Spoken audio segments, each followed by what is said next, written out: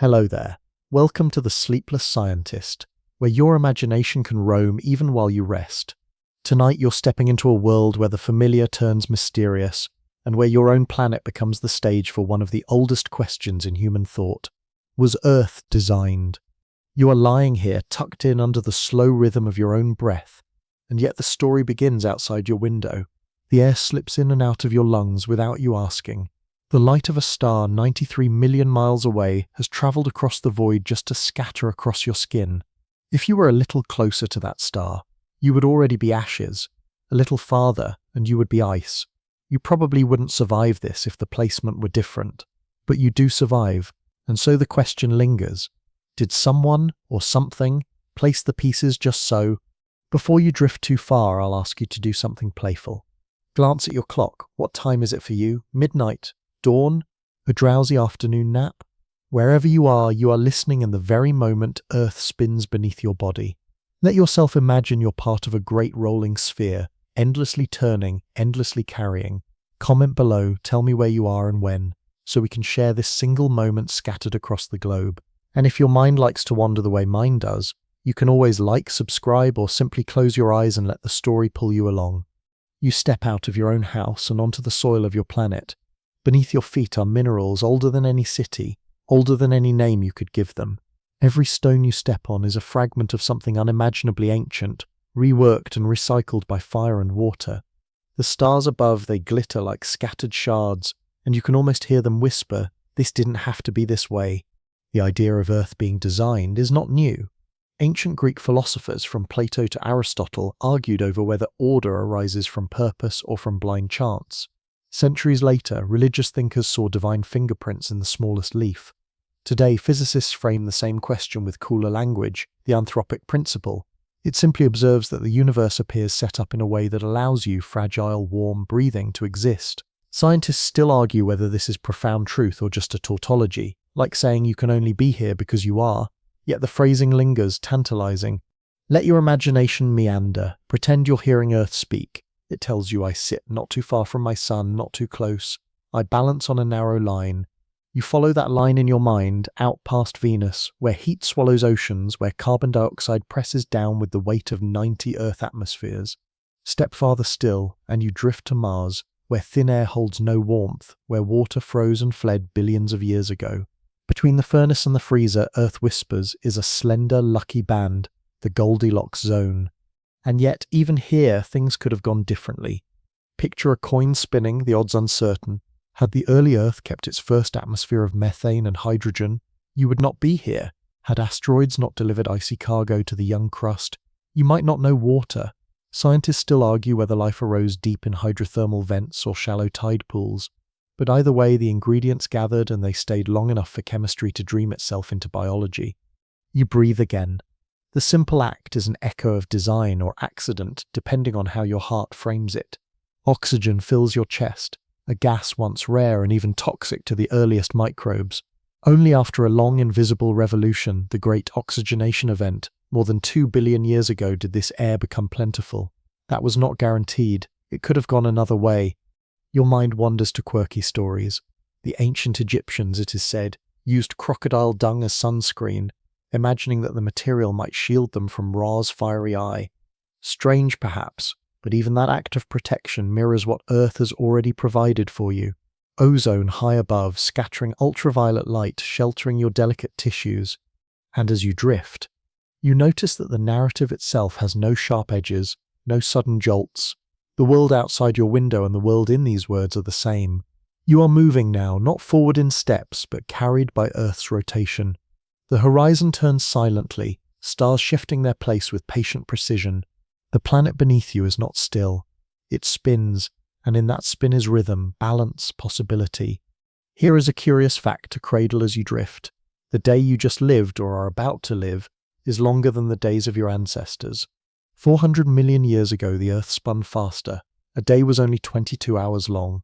The moon has been tugging at the oceans, slowing Earth's spin little by little. Scientists still argue whether this delicate slowing was necessary for stability, but it is one more thread in the tapestry of habitability. You imagine holding a delicate machine in your hand, gears turning, each cog brushing another. If one slips, the whole rhythm falters. But here, as you lie breathing, the gears have turned without fail long before you were born. Is that design or astonishing luck? The whisper persists, and so we begin this journey together. You and I through the many layers that make Earth appear less like an accident and more like a symphony. We will wander through invisible shields, through seas that break the rules of chemistry, through moons and seasons, through the breath of life itself. But for now, let yourself linger on the first step, the invitation to wonder. The question that slips in with the night air, what if Earth was designed? You are already floating now, your mind eased from the threshold of waking into the drifting corridors of imagination. Earth carries you as it always has, circling a star in a perfect unbroken loop. Tonight you lean closer, not with your body but with your thoughts, tracing the orbit itself, that silent path Earth follows year after year. It feels deliberate, like a track laid down for a train, curved so precisely that not once has the carriage slipped from the rails. This orbit is not just any path, it is placed in what scientists call the habitable zone, the narrow belt around a star where liquid water can flow, where ice does not swallow every ocean, and fire does not boil away every drop. Step a little closer inward, toward Venus, and you would feel the nightmare of heat. Once upon a time, Venus may have had shallow seas, but its closeness to the sun let runaway greenhouse gases take hold. Now the atmosphere there is thick with carbon dioxide, pressing down with a force equal to the weight of an elephant on every square inch. The temperature could melt lead, clouds rain acid, life as you know it could not endure.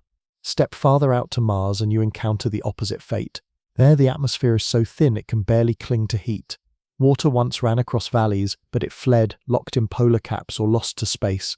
The planet is a desert, frozen under a pale pink sky. You find yourself walking this imaginary border, a balance not of chance or inevitability, but of exquisite precision. Earth rests between Venus's furnace and Mars's freezer. Scientists still argue whether such placement is rare or commonplace in the galaxy. Some say that many stars must have planets in this comfort zone, that Earth is nothing special. Others whisper of fine-tuning, of coincidence so deep it feels like intention. You can hear both voices, but neither drowns the other. Now consider the year itself. Earth takes just over 365 days to orbit its star. That year defines your calendars, your festivals, your aging. Without it, the rhythms of harvest and migration, of winter and spring, would dissolve. In fact, early humans carried this awareness like fire. Stonehenge, the Egyptian pyramids and Mayan temples, all aligned with the rising and setting of the sun, monuments to the cycle Earth traces around its star. Historical records tell of Babylonian astronomers charting eclipses thousands of years ago, recognizing that the heavens above obeyed a pattern. It was never random to them, it was always meaningful. And yet you smile, for the quirky side of history intrudes here too. Did you know that in ancient Rome, before the Julian calendar reformed the year, the months drifted so badly out of sync that festivals fell in the wrong seasons? Farmers sowed during what should have been harvest. The Emperor Julius Caesar ordered a reset, stuffing one year with 445 days to realign the months with the orbit. For a brief time, the world lived through the year of confusion. You picture the chaos, and then the relief when the sun once again rose where it was expected, proof that the Earth's orbit was still steady. Now you lean deeper into the detail.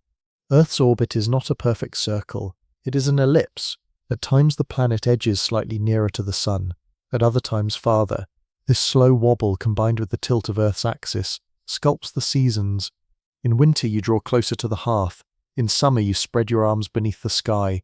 You may not think of it while sipping tea in January or swimming in July, but these ordinary pleasures are written into the geometry of Earth's path. And the orbit does not merely cradle you with warmth, it guards you too. The giant planets Jupiter and Saturn tug and pull at the solar system, their gravity like shepherds redirecting stray comets. Many astronomers believe that without their watchful presence, Earth would be battered endlessly by icy wanderers from the outer dark. Instead, though impacts still come, the dinosaurs could testify most are caught, flung away, or shattered by those distant guardians. Was it luck that Earth orbits not only in the habitable zone, but in a system where larger bodies stand as cosmic shields? Scientists still argue whether Jupiter is more protector or menace, for sometimes it flings comets inward. Yet the debate itself feels like part of the mystery. Is this orchestration or coincidence? Let your mind imagine Earth drifting slightly differently. Suppose it orbited 10% closer. Oceans would steam, climates would collapse. Suppose 10% farther, ice sheets would grow, covering continents, locking away water. In both directions, the fragile balance of carbon, oxygen, and liquid seas would falter. Yet here you are in a window so narrow it seems carved. A thought comes to you: if Earth was designed, the orbit is its first great brushstroke painted in invisible lines around a star. The sensation of motion is gentle. You don't feel the 30 kilometers per second at which Earth travels. You don't feel the sun's tug, the endless fall around it. And yet this silent velocity carries you through constellations, turning familiar stars overhead with patient precision. Long ago, sailors measured this drift with sextants, following Polaris across oceans. Polynesian navigators read the swells and skies, knowing the Earth's movement would guide them back to islands scattered like jewels. Every migration, every voyage, every child born under a specific season owes itself to the Earth's dance around the sun. You pause, thinking of time. What if you could hover above the solar system and watch? You'd see Earth painting a glowing track, a shimmering ribbon never straying, looping endlessly. The moon twirls alongside, tides breathing in and out. Venus races closer in, Mercury spins in blistering heat. Outward lies Mars, patient and pale. Earth alone glows blue, alive. And so you hold the thought like a lullaby, a world circling exactly where it must. If you let yourself believe it was designed, then this orbit is no accident, but the first most crucial decision. If you lean towards science, then this orbit is the outcome of countless collisions, accretions, and gravitational shoves billions of years old. Either way, you are here, breathing, safe between fire and frost. The whisper carries on. This didn't have to be this way, yet somehow it is. You breathe in, and what you breathe in is more extraordinary than you usually remember. A thin film of gases hugs this spinning sphere, stretching only a few dozen kilometers upward before fading into vacuum. Compared to the Earth's size, it is as fragile as the skin of a soap bubble around a marble. And yet without this invisible envelope, there would be no oceans, no forests, no warmth, no you. Tonight, you let your imagination step inside that veil, wandering upward through the layers of the air itself, tracing how it seems to have been drawn with the precision of a careful design. You draw oxygen first, though once it was scarce, almost poisonous to early microbes. Today it makes up about a fifth of every breath, feeding the cells of your body, binding with sugars and fats to release energy. Nitrogen, the quiet partner, fills nearly 4/5 of the mix, stable and calm, diluting oxygen's fire so your world doesn't burn too easily. A dash of carbon dioxide regulates the climate, though too much now threatens to warm the planet faster than you can adapt. Trace gases, argon, neon, helium, float like forgotten notes in the symphony. It's such an elegant balance that you might wonder, did Earth select these ingredients, or did they simply happen to linger? Scientists still argue whether the rise of oxygen was inevitable once photosynthesis appeared, or whether it was one of history's rarest accidents. Your feet leave the ground in imagination. You ascend through the troposphere, where all weather swirls, clouds sculpted into towers, winds whipping across continents. Above lies the stratosphere, home to a shield invisible but vital, ozone. Each molecule of ozone is simply 3 atoms of oxygen bound together, but their collective curtain absorbs the ultraviolet rays of the sun. Without it, your skin would blister, your DNA would unravel. Historical fact tells you that when scientists discovered in the 1980s that human-made chemicals were tearing a hole in this ozone layer above Antarctica, the world rushed to act. Treaties banned those chemicals, and the shield has been slowly repairing itself. For once, global cooperation bent the arc of danger back toward balance. And then a quirky image drifts in, as odd as it is true. In the 1600s, people sometimes carried small bouquets of herbs and flowers, not only to sweeten the air, but in the mistaken belief that fragrant smells could ward off disease. In a way, they were searching for their own protective atmosphere. They could not yet know that microbes, not foul odors, were the hidden threat. Yet the instinct mirrors your present awe, the desire for air that protects, for invisible layers that keep danger at bay. Now float higher into the mesosphere, where meteors streak and burn. Each shooting star you've wished upon was once a rock hurtling toward Earth, vaporized by the friction of this thin layer before it could crash into your roof. Without that defense, impacts would be constant, catastrophic. A little higher and you enter the thermosphere, where auroras bloom, curtains of green and violet light sparked by solar particles colliding with atmospheric gases. It is here you feel the unseen partnership between atmosphere and magnetism, the two shields working in harmony. Higher still, the exosphere fades into space, atoms drifting away like lost balloons, and then nothing. No sound, no air, no breath. Step back now and notice how delicate it all is. A few kilometers of atmosphere separates you from a lethal void, yet it is thick enough to hold warmth, to cycle water from sea to cloud to rain, to spread seeds, to carry the sound of voices and birdsong. Scientists still argue whether such a balanced atmosphere could be common across exoplanets, or whether Earth's is a singular masterpiece.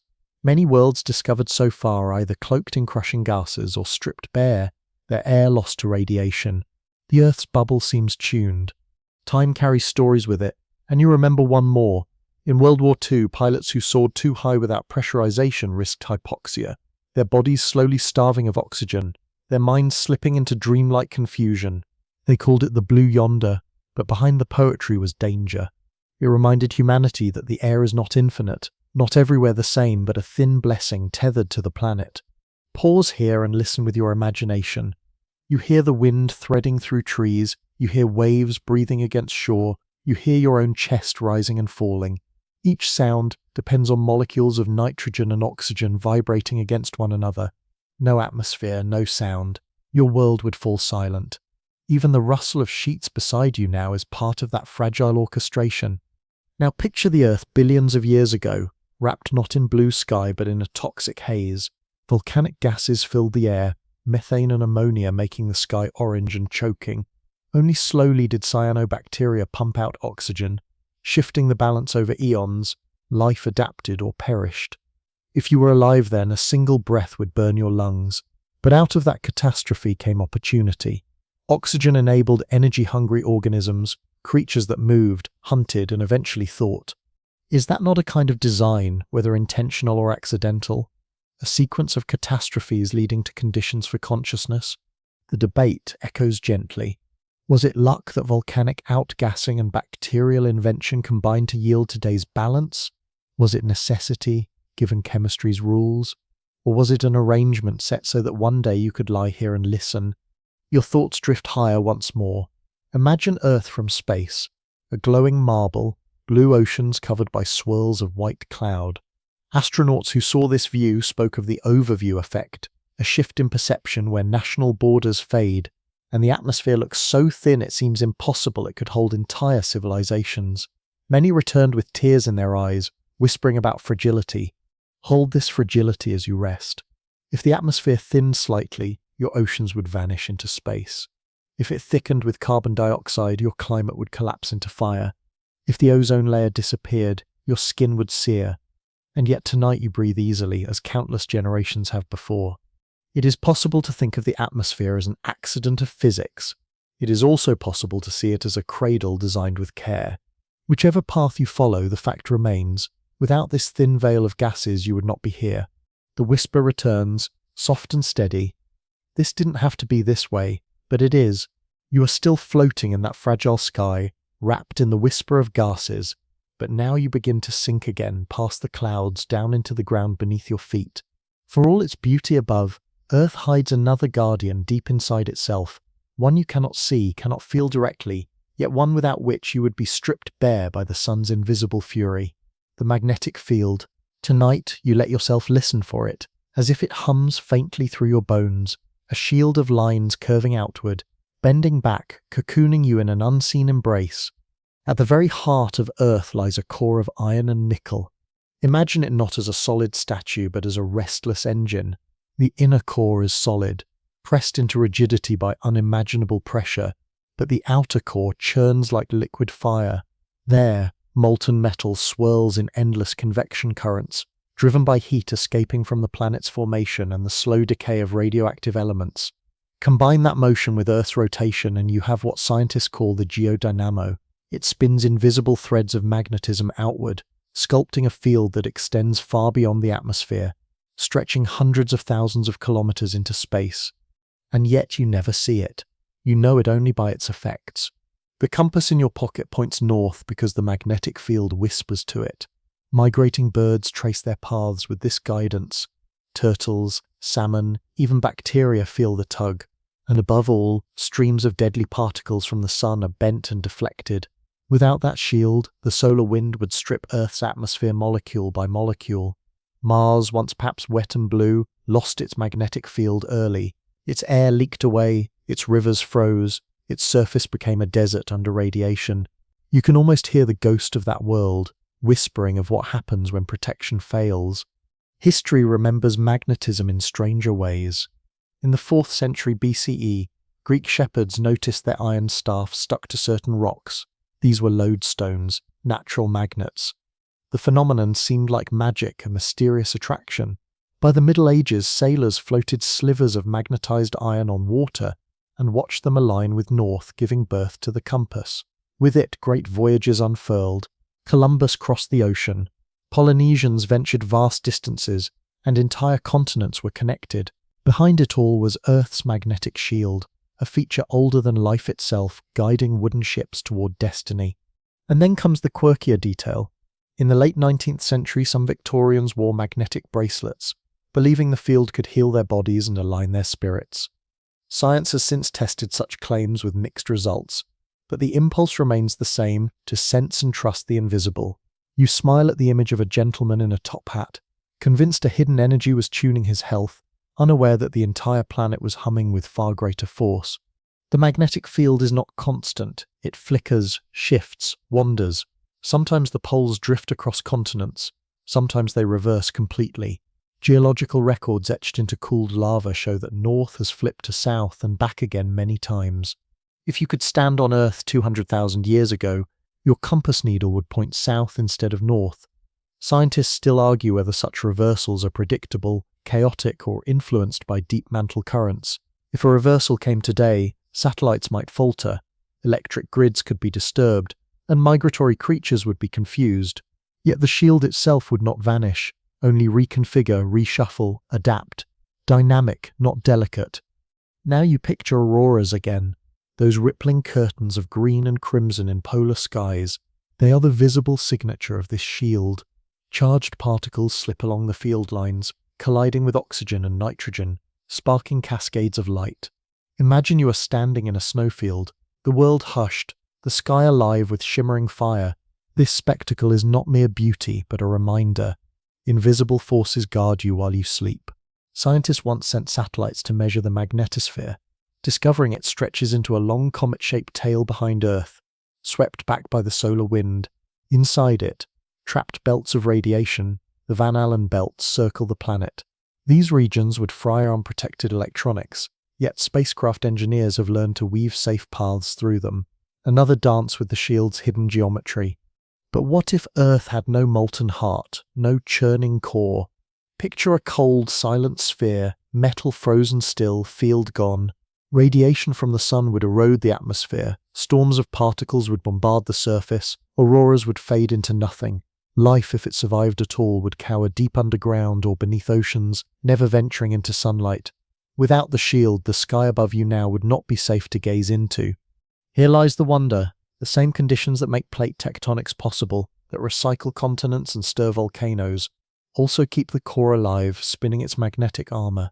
The planet's design or accident ties together deep geology, surface habitability, and cosmic defense. You feel how interconnected it is, how one system supports another as if woven into a single fabric. There is another layer of debate here, soft and unresolved. Scientists still argue whether Earth's magnetic field was always strong enough to protect the atmosphere, or whether life first arose in sheltered cradles before the shield matured. Some suggest the field flickered dangerously weak during certain epochs, yet life endured anyway. Perhaps it adapted, perhaps luck intervened. The record is patchy, but the question lingers. How fragile is the protection you take for granted? You close your eyes for a moment and imagine hearing it, the soundless hum of molten metal turning. You picture glowing rivers of iron swirling in darkness, every eddy casting magnetic lines outward into space. If the Earth was designed, perhaps this was the architect's cleverest stroke to hide a guardian within the heart of the world, a silent engine that has protected life for billions of years. Hold that thought as you rest. The next time you see a compass or an aurora, or even a migrating bird, you will remember this hidden shield. It is part of the planet's quiet perfection, always working, never asking to be noticed. And you will hear again the gentle whisper that threads through everything tonight. This didn't have to be this way, but it is. You lie still, cocooned in the quiet, and yet your imagination tilts toward the most ordinary thing of all, water. It drips from faucets, laps against shores, slides as ice cubes into glasses, pours over your skin in a shower. Too familiar to feel miraculous, and yet nothing on earth, not mountains, not forests, not you would exist without it. Tonight you let your thoughts dive deep into this strange liquid, discovering how it bends the laws of physics in your favor as though tuned deliberately for life. Begin with a sip. Water is a simple molecule, 2 atoms of hydrogen joined with 1 of oxygen, but simplicity can hide miracles. Its bond angles, its polarity, its ability to cling both to itself and to nearly everything else give it properties no other substance quite matches. Imagine you pour water into a glass. It climbs the sides, forming a meniscus, as if reluctant to leave surfaces alone. Imagine rain falling. Drops do not splinter into mist, but gather in perfect spheres, bound by surface tension. These tiny decisions at the atomic scale shape rivers, clouds, bloodstreams. Was this accident, or an elegant design? Scientists still argue whether water's peculiarities inevitably arise from basic chemistry or whether they are improbably balanced quirks. Now let yourself wander into a stream. The current slips over pebbles, carving valleys, carrying minerals. Historical fact tells us that civilizations grew beside rivers. The Nile, the Tigris, the Indus, the Yellow River. Agriculture blossomed there, stories were told there, laws were written there. Without the gentle predictability of water, there would have been no cities, no pyramids, no libraries. To drink was to live, to control water was to thrive. And yet water defies expectation in so many ways. Most substances grow denser as they freeze, but water expands. This anomaly lets ice float rather than sink. Picture a winter lake. Ice crusts the surface, but beneath, liquid water remains, sheltering fish and plants.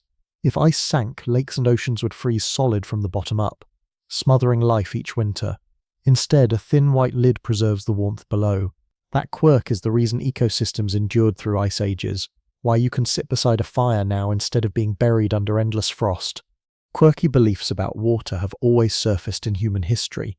In the Middle Ages, some people insisted that rain was produced not by evaporation and condensation, but by a cosmic sieve in the heavens letting ocean water drip down through holes.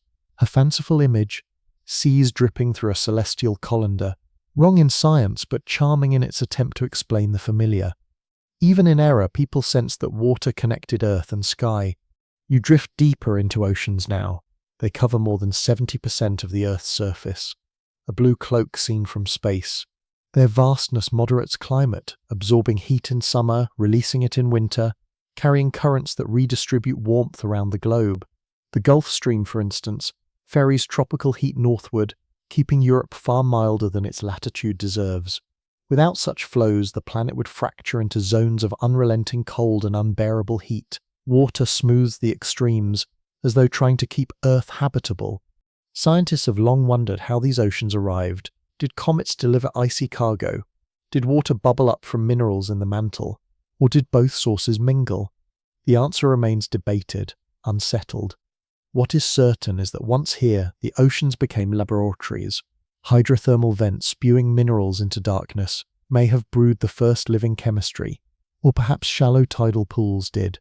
The argument continues, but both depend on water's dissolving power, its gift as a universal solvent. It holds ions, salts, sugars, proteins, mixing them into soups where complexity can arise. Without it, DNA could not coil, proteins could not fold, nerves could not fire. Pause, and imagine a drop of water on a leaf. Sunlight strikes it, splitting into rainbows. Within that tiny sphere is the history of oceans, rivers, glaciers. The same molecules may have cycled countless times, falling as rain on dinosaurs, frozen in ancient ice caps, drifting now into your lungs as vapor. You are drinking history every time you sip. You might recall the legend of Thales of Miletus, the ancient Greek philosopher who claimed that water was the fundamental principle of the universe, the source of all things. He could not have known of DNA or cell membranes, but his instinct was not far off. Life's chemistry is indeed water's stage. Now climb into clouds. Every drop of rain begins as a mote of dust around which water condenses. The cycle rises from oceans, floats into sky, returns to soil. Forests drink, rivers flow, and again the oceans swell. This cycle has never stopped for billions of years. If Earth was designed, surely the designer's pen lingered lovingly over this feedback loop. If Earth was chance, then chance proved surprisingly generous. Your imagination drifts to other worlds. Venus has almost no liquid water left, only a dry, corrosive atmosphere.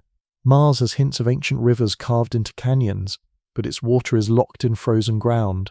Europa, one of Jupiter's moons, hides an ocean under ice, perhaps warmed by tidal forces. Enceladus sprays geysers into space, salty plumes hinting at seas below. Scientists still argue whether such alien oceans harbour life, but none match Earth's open abundance. Rivers laughing, waterfalls plunging, clouds drifting. And water is not only life's foundation, but also its sculptor. The Grand Canyon was carved by a river's persistence. Limestone caves formed by dripping groundwater. Glaciers gouged valleys, leaving behind lakes. Each landscape bears water's fingerprint. Even deserts reveal it. Dry channels and ancient lakebeds whisper of wetter days. Consider now the body you inhabit. You are mostly water. Your cells float in it. Your blood carries nutrients through it. Your brain's electrical signals pass through a salty solution. The very tears in your eyes mirror the salinity of ancient seas. In a sense, you carry oceans inside you. To drink is to refill your own tides. And so you let the thought settle.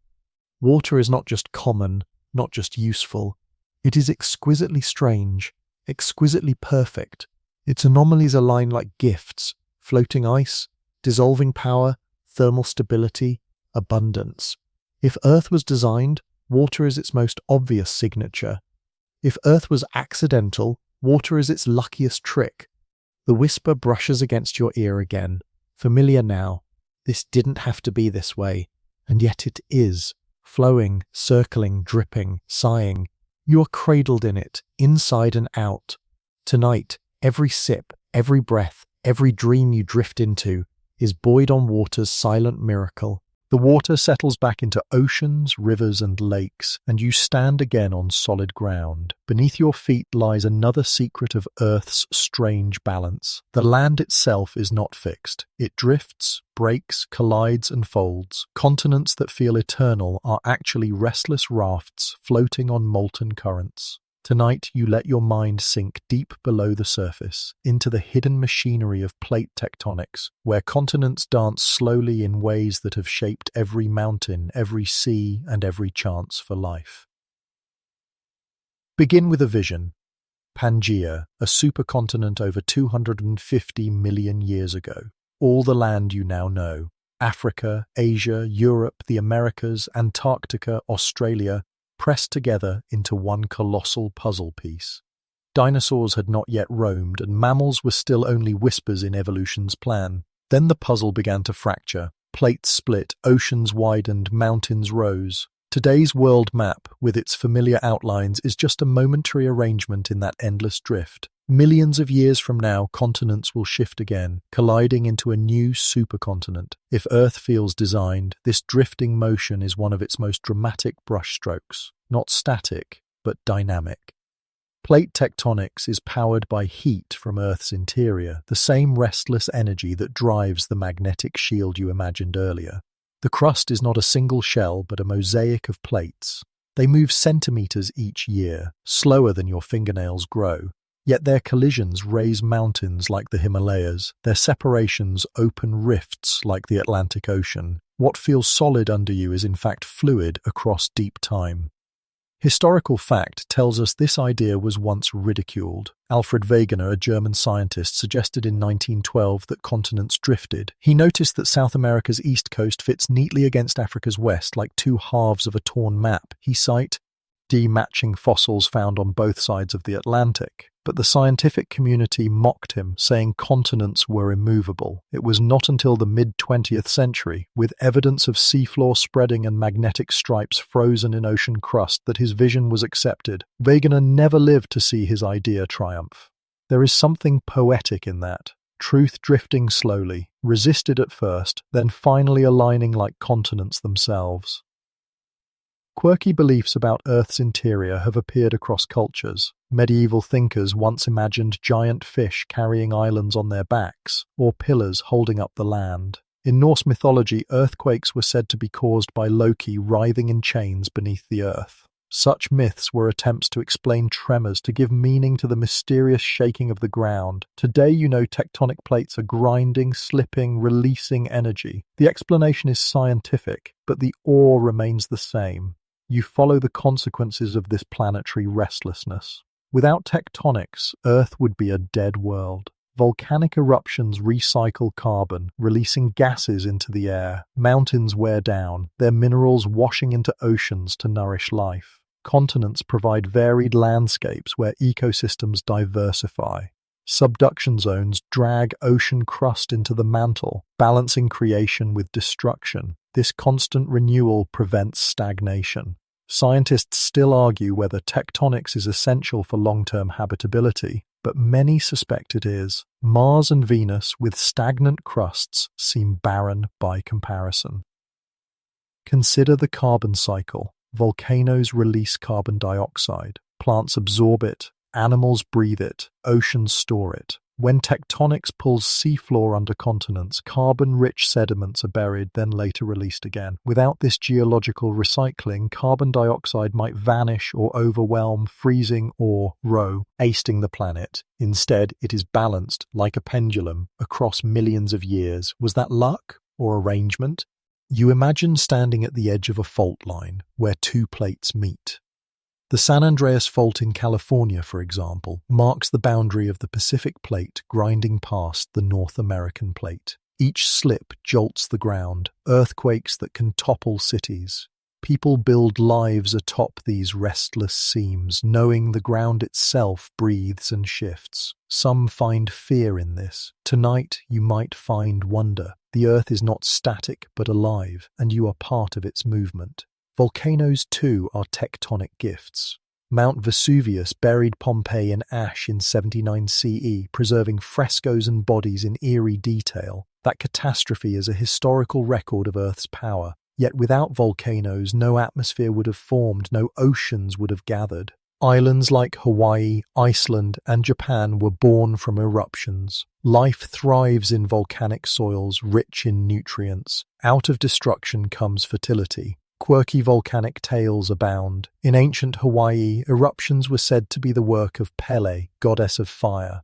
Villagers offered gifts to her, fearing her wrath. In truth, molten basalt was rising from deep mantle plumes, but the myth captured something true, that Earth itself behaves like a deity, shaping lives with fire and stone. Scientists still argue about tectonics on exoplanets. Do rocky worlds around other stars crack and drift, or are they frozen shells? Some models suggest that without large moons to stir them, tectonics might stall. If so, Earth's restless surface might be rarer than you think. The debates continue, but the question echoes. Did Earth's designer, or chance, gift us a moving crust because only a moving crust sustains life?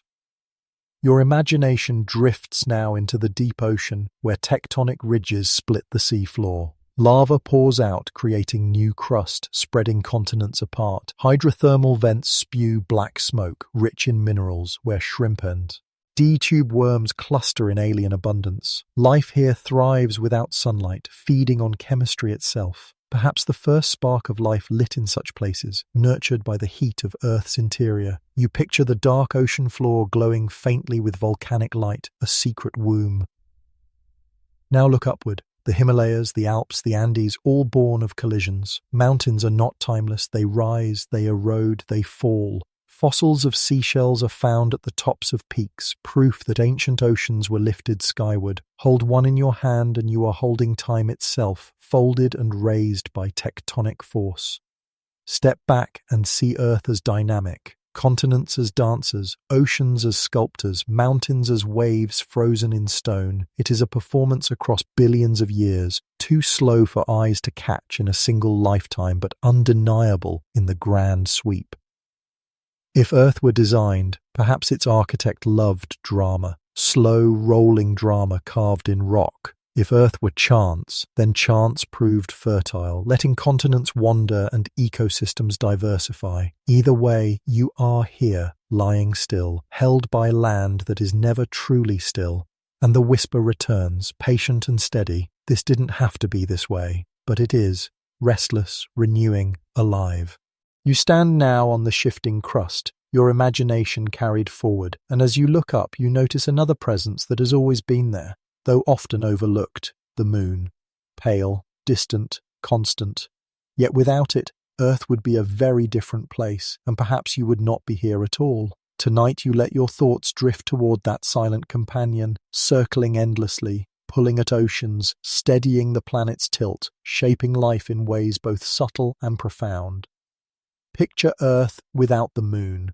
The planet would wobble like a child's top about to fall, its axis tipping unpredictably. Climate patterns would swing wildly, with ice caps melting and reforming in erratic cycles. Seasons would lurch without rhythm. Some scientists suggest that without lunar stability, complex life might never have flourished.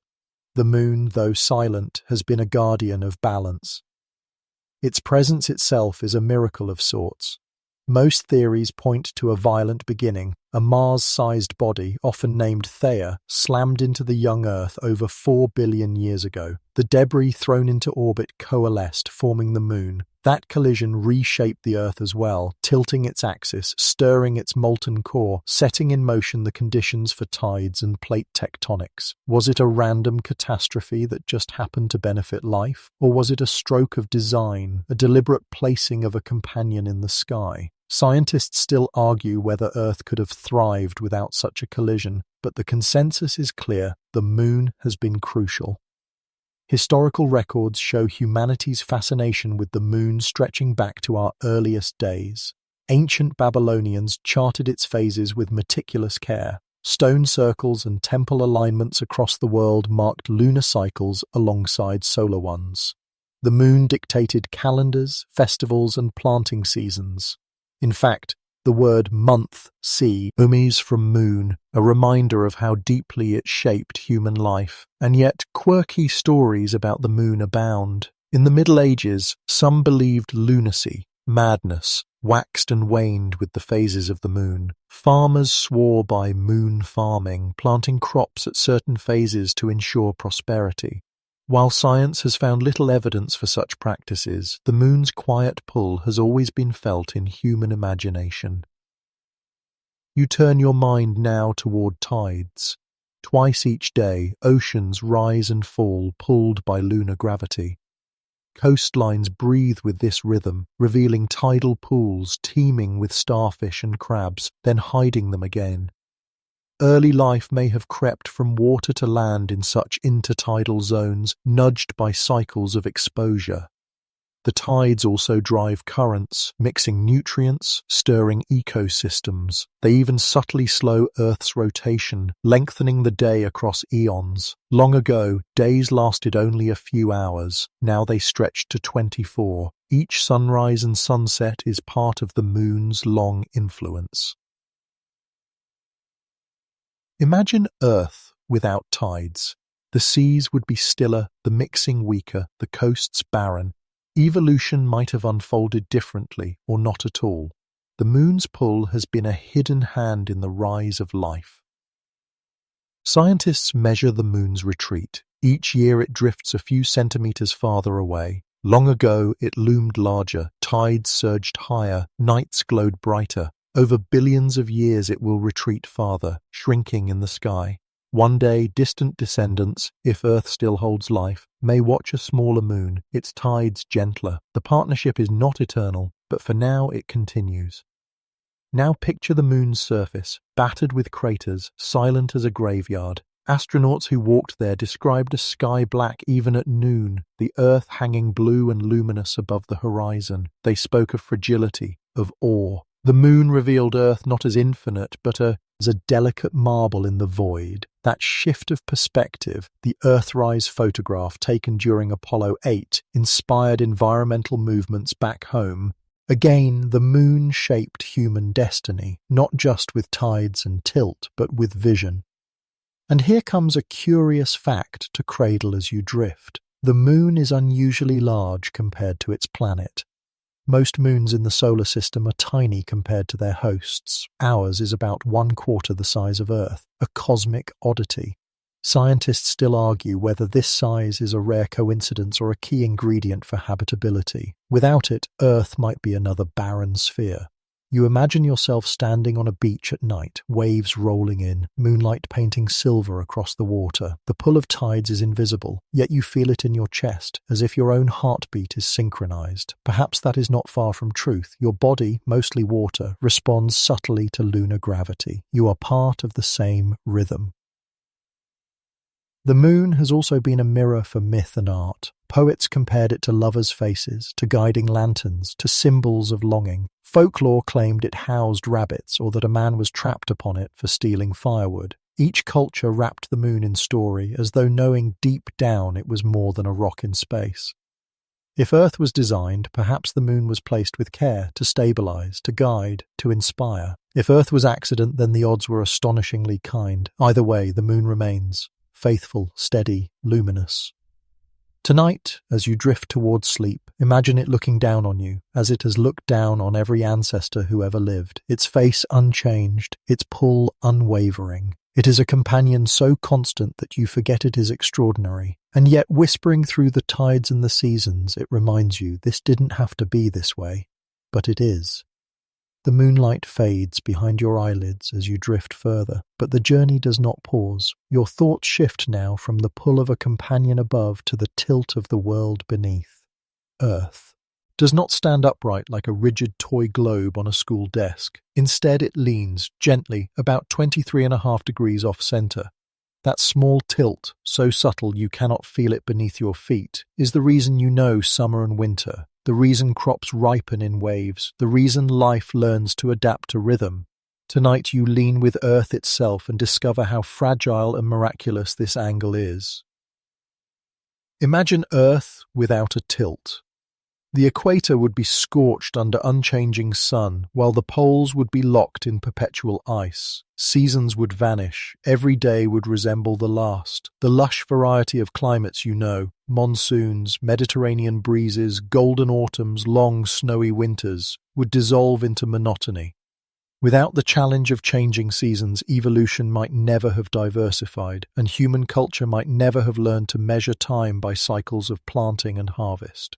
Now tilt Earth a little more, say 40 degrees instead of 23. The extremes would be brutal. Summers would scorch, winters would bury continents in ice. Such swings might push life to edges of survival. Yet Earth, as if tuned, leans at just the right angle. Some scientists argue the moon helps stabilize that tilt, preventing wild swings. Others point out that even with a stabilizing moon, subtle wobbles called precessions slowly adjust the planet's orientation. Scientists still argue whether Earth's tilt was simply an accident of collision or whether it is a delicate precondition for stability. History has always watched the seasons carefully.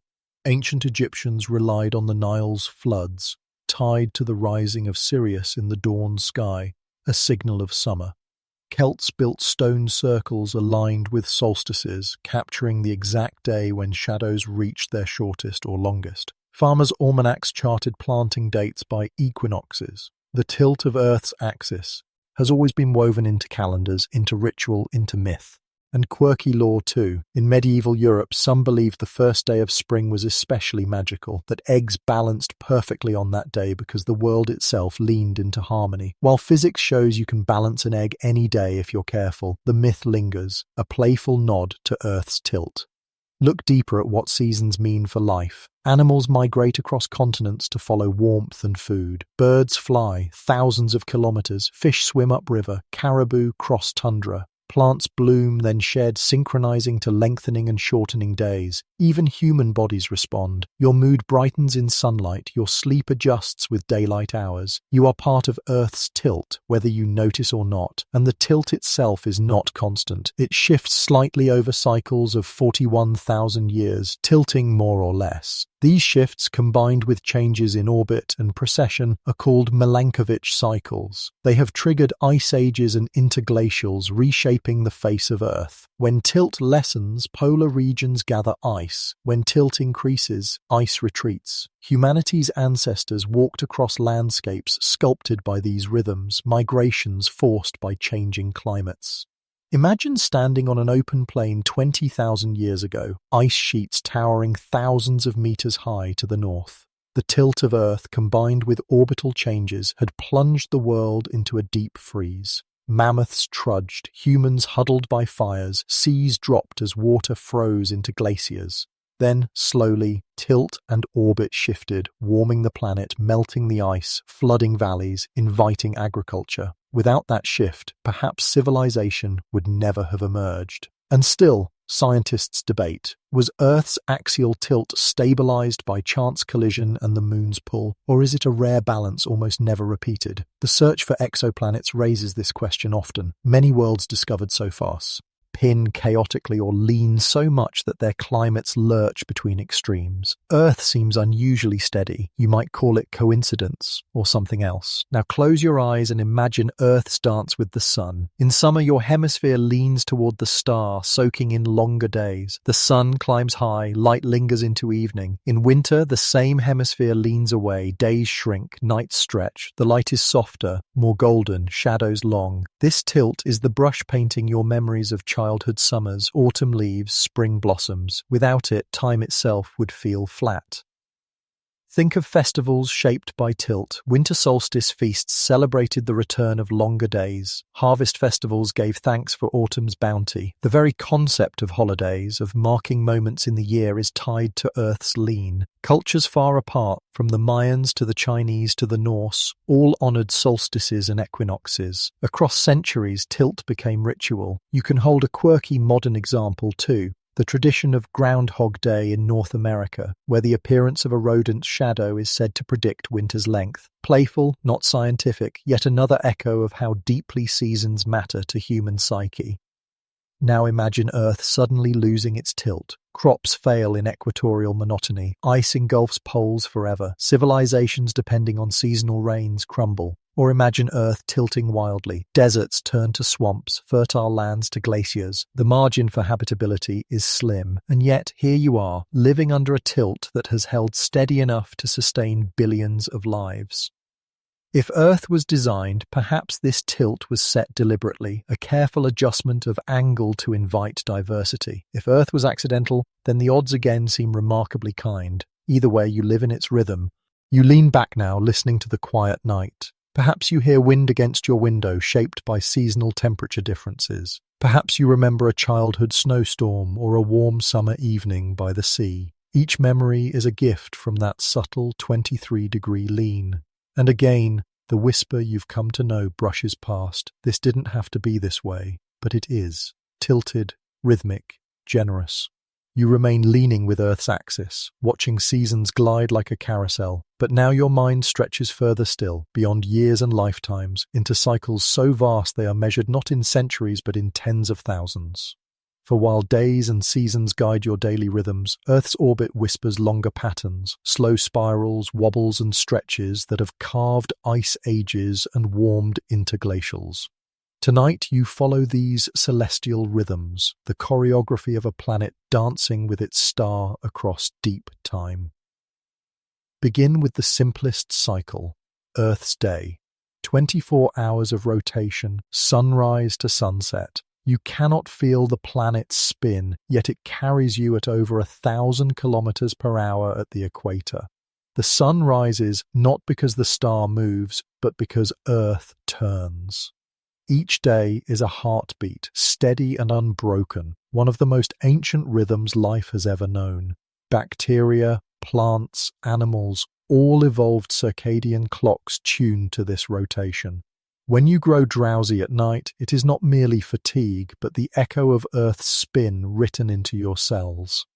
Yet days are not eternal in their length. Long ago, Earth rotated faster, Fossil corals marked with daily growth lines like tree rings reveal that hundreds of millions of years ago, a year held over 400 days. Each day was shorter than 24 hours. The moon's pull has since slowed Earth's spin, stretching the day. A hidden conversation between planet and companion has quietly rewritten time.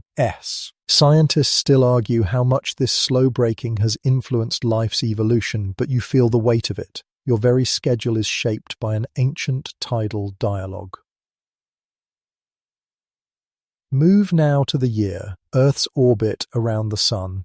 365 days, plus a fraction that accumulates into leap years. This cycle shapes calendars, migrations, harvests. It is regular, reliable. But over longer scales, even the year's pattern shifts. The orbit is not fixed. It wobbles, stretches, tilts, a dance known as the Milankovitch cycles. The first is eccentricity. Earth's orbit changes shape over 100,000-year cycles, sometimes more circular, sometimes more elliptical. When it stretches, seasons grow uneven. Winters colder, summers hotter. When it rounds, seasons soften. The second is obliquity. Earth's tilt changes slightly every 41,000 years, increasing or decreasing the contrast between seasons. The third is precession. Earth's axis slowly wobbles like a spinning top, tracing a circle every 26,000 years. This changes when seasons occur relative to Earth's orbital position. Together, these cycles orchestrate ice ages and warm periods.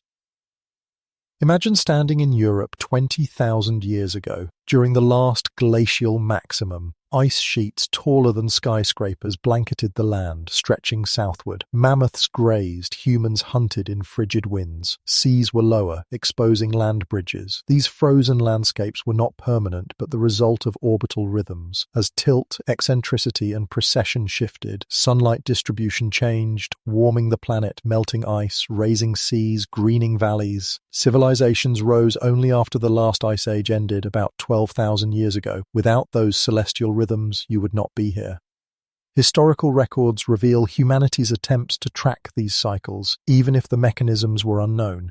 Ancient Mayans crafted calendars tracking both solar years and longer sea cycles, weaving cosmic order into ritual. Babylonian astronomers predicted eclipses using repeating cycles. Stonehenge aligned not only with solstices but also with lunar standstills, echoes of precessional rhythms. Humans have always sensed that the heavens tick with patterns beyond ordinary sight. And here comes a quirky note. Some medieval scholars believed the Great Flood described in stories occurred because Earth's axis tilted suddenly, sloshing oceans across continents. Though scientifically inaccurate, the tale reveals how deeply people linked cosmic motion with earthly fate. Even in myth, the planet's rhythms were thought capable of reshaping history.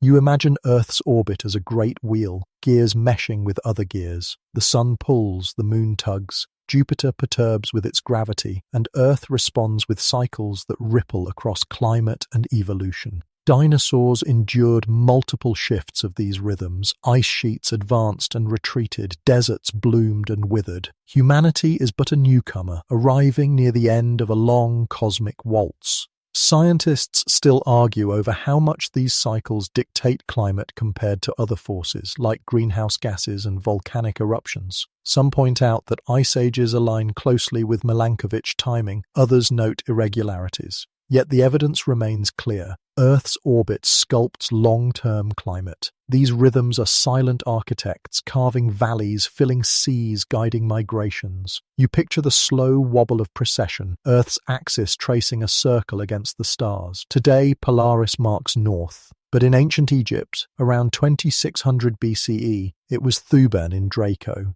In 12,000 years, it will be Vega in Lyra. The stars themselves appear to wheel across the sky because of this cosmic toppling. The heavens you see tonight are not fixed but drifting, just as continents drift. Pause and consider how these cycles cradle you. When summer sun warms your skin, it is not only the tilt of today, but the echoes of ancient orbit. Mechanics. When glaciers carved valleys, it was because Earth leaned a little differently. Even your ancestors' migrations out of Africa were nudged by changes in rainfall linked to orbital shifts. You are not separate from these rhythms. You are born inside them.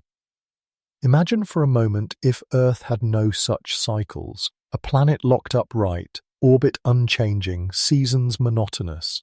Climate would stagnate, evolution might stall, diversity might wither. Instead, Earth's subtle wobbles prevent stasis, injecting challenge and variety, spurring adaptation. The world is dynamic, not delicate. And so, lying still now, you feel the pulse of time at multiple scales: a day, a year, a wobble, an ice age. Each is a rhythm layered atop the other, a cosmic symphony. If Earth was designed, then its designer was not only precise but also poetic, weaving beauty into time itself. If Earth was accident, then chance has created patterns so rich they feel like music. The whisper comes again, steady as orbital motion. This didn't have to be this way, but it is, rhythmic, shifting, eternal. The great celestial rhythms fade into the background hum of deep time, but your imagination does not rest. Now you drift lower into the very air you breathe, where one of the most profound transformations in Earth's history occurred. A change so radical that it remade the surface, the oceans, and the destiny of all living things. Tonight, you inhale deeply and journey into the breath of time. The story of oxygen, how it rose, how it shaped life, and how it whispers even now with each breath you take. In the earliest days of Earth, the sky was nothing like the blue you know. It was a haze of methane, carbon dioxide, and nitrogen, thick with volcanic gases. Oxygen was absent, and if you had been alive then, a single breath would have poisoned you. Life thrived, but only in microbial forms, in oceans, filled with archaea and bacteria that needed no oxygen. The world was alien, rust-colored, shrouded in toxic mist. And then something extraordinary began. Tiny organisms, cyanobacteria, evolved the trick of photosynthesis. Using sunlight, they split water molecules, releasing oxygen as waste. What for them was a byproduct would become, for you, the essence of life. Slowly at first, the oxygen bubbled into oceans, reacting with iron to form rust-colored sediments that still stain ancient rocks today. Then, around 2.4 billion years ago, oxygen levels surged in what scientists call the Great Oxidation Event. The atmosphere changed forever. Historical records of this deep time exist not in human writing, but in stone. Bands of iron-rich rock, known as banded iron formations, testify to this shift. They are Earth's memory, preserved in layers of red and grey, recording the moment when oxygen flooded the seas. Without this chemical revolution, complex life could never have emerged. And yet, the Great Oxidation was a catastrophe for many early microbes. Oxygen, for them, was poison.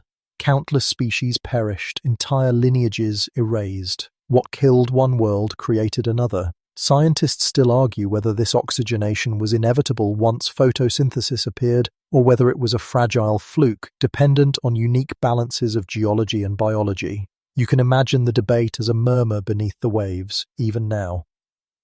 Quirky tales about oxygen have followed humanity too. In the 18th century, before its discovery as an element, some believed in a mysterious substance called phlogiston that supposedly flowed out of burning materials.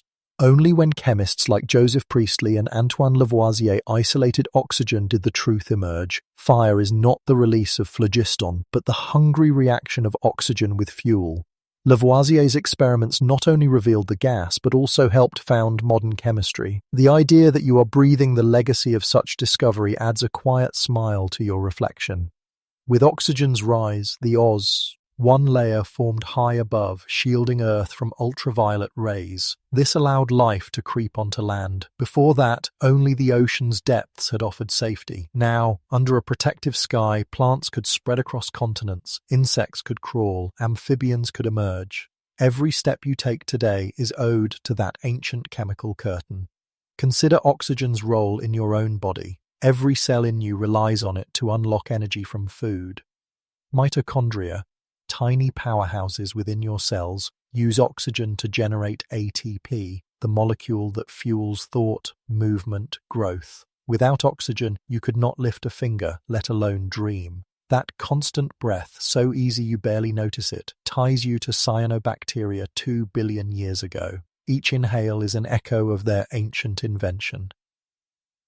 Imagine standing on Earth before the Great Oxidation. The sky dim and orange, oceans dark and anoxic. Then, across eons, the skies lighten, clouds turn white, the sea glimmers blue. Oxygen not only changed life, but transformed the very appearance of the world. The colors you take for granted, the blue of the sky, the rust of rocks, the green of plants fueled by photosynthesis, are children of oxygen. And oxygen gave rise to fire. Before its abundance, flames could not spread across landscapes. Afterward, lightning strikes could ignite forests, recycling nutrients, reshaping ecosystems. Fire became both destroyer and creator. Early humans learned to tame it, gather around it, cook with it, forge tools. The warmth in your home, the light in your lamps, the glow of a candle on your table, all are gifts of oxygen. Scientists still argue about the timing of oxygen surges. After the Great Oxidation, levels may have remained low for hundreds of millions of years, rising again only around 600 million years ago in what some call the Neoproterozoic oxidation event. This second surge may have paved the way for the Cambrian explosion, when animal diversity blossomed. The pattern is patchy, recorded in rocks and isotopes, but the story is clear. Without oxygen's rise, the spark of complexity would never have caught. You can think of oxygen as Earth's signature. Other planets may have atmospheres, but few, if any, hold such a high fraction of oxygen. Its presence is a beacon. Astronomers hunting for exoplanets scan spectra of starlight passing through alien atmospheres, searching for oxygen's fingerprints. If they find it, it may hint at life. On Earth, oxygen is not only abundant but stable, constantly replenished by photosynthesis. Every tree, every blade of grass, every phytoplankton in the sea participates in this breath of time. Quirky beliefs about breathing also remind you how intimate oxygen is. In ancient Greece, philosophers thought the soul itself was bound to breathe, that pneuma, air, carried spirit. In India, yogic traditions tied breath to life force, prana. Even today, you hear phrases like catch your breath or last breath, evidence that humanity has always known the sacred weight of oxygen.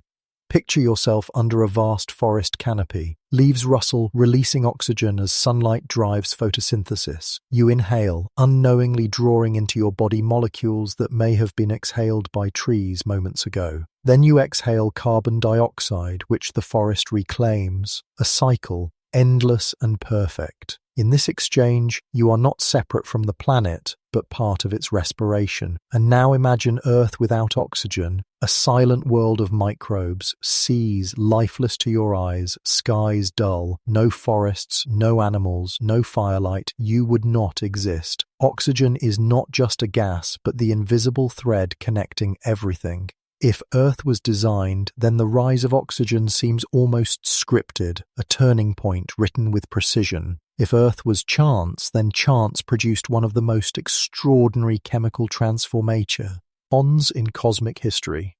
Either way, you breathe the result. Tonight, as you close your eyes, notice your own breath. In, out, steady, calm. It is easy to forget how miraculous that rhythm is. Each inhale is a gift from ancient bacteria, from green leaves, from oceans shimmering with plankton. Each exhale is an offering back. The partnership continues as it has for billions of years. And again the whisper returns, as quiet as your breathing. This didn't have to be this way, but it is. And with every breath, you are proof.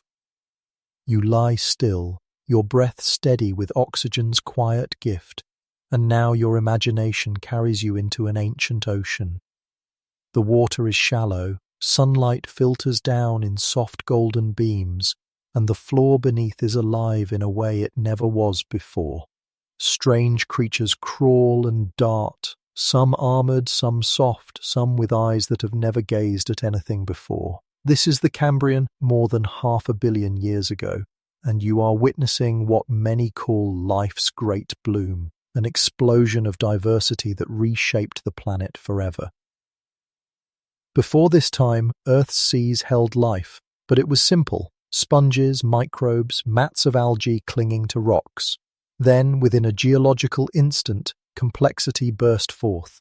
Animals with shells, with limbs, with senses appeared. Trilobites scuttled across the seafloor, their compound eyes glinting. Worm-like creatures tunneled through sediments, stirring nutrients. Predators with grasping limbs hunted prey. An arms race of survival ignited. For reasons still debated, life leapt from simplicity into variety. Scientists still argue about what triggered this Cambrian explosion. Some say rising oxygen levels finally reached a threshold that fueled larger, more active bodies. Others point to genetic innovations, the emergence of developmental toolkit genes that allowed new body plans to form. Still others suggest ecologica, L-triggers, predators pushing prey to evolve defenses, creating rapid diversification. Perhaps it was all of these, converging in a rare moment of opportunity. Historical fact comes in stone again. The Burgess Shale in Canada, a treasure trove of fossils preserved in remarkable detail. Here, paleontologists uncovered creatures with feathery limbs, spiny armor, even bizarre beings with 5 eyes. These fossils stunned scientists in the early 20th century, revealing just how strange and creative evolution could be. Each slab of shale is a page from Earth's diary, capturing a moment when imagination itself seemed to run wild in biology. Quirky tales from human history echo this fascination. In the 19th century, some naturalists believed fossils were not remnants of life, but sports of nature, odd mineral patterns mimicking living forms. Only later did science reveal their true age and importance. You smile at the thought of a Victorian gentleman puzzling over a trilobite, wondering if it was mere rock trickery, unaware he held a piece of a half-billion-year-old seafloor. The Cambrian seas were unlike anything you know. Anomalocaris, a predator the size of a meter-long shrimp, glided with lobed flaps, eyes on stalks, and grasping appendages that snatched prey. Hallucigenia, a spindly worm, bristled with spikes along its back, so strange that scientists once reconstructed it upside down. Wawaxia crawled with scales and spines, part mollusk, part mystery. These creatures seem alien, yet they are your ancestors, or at least the ancestors of the diversity that followed.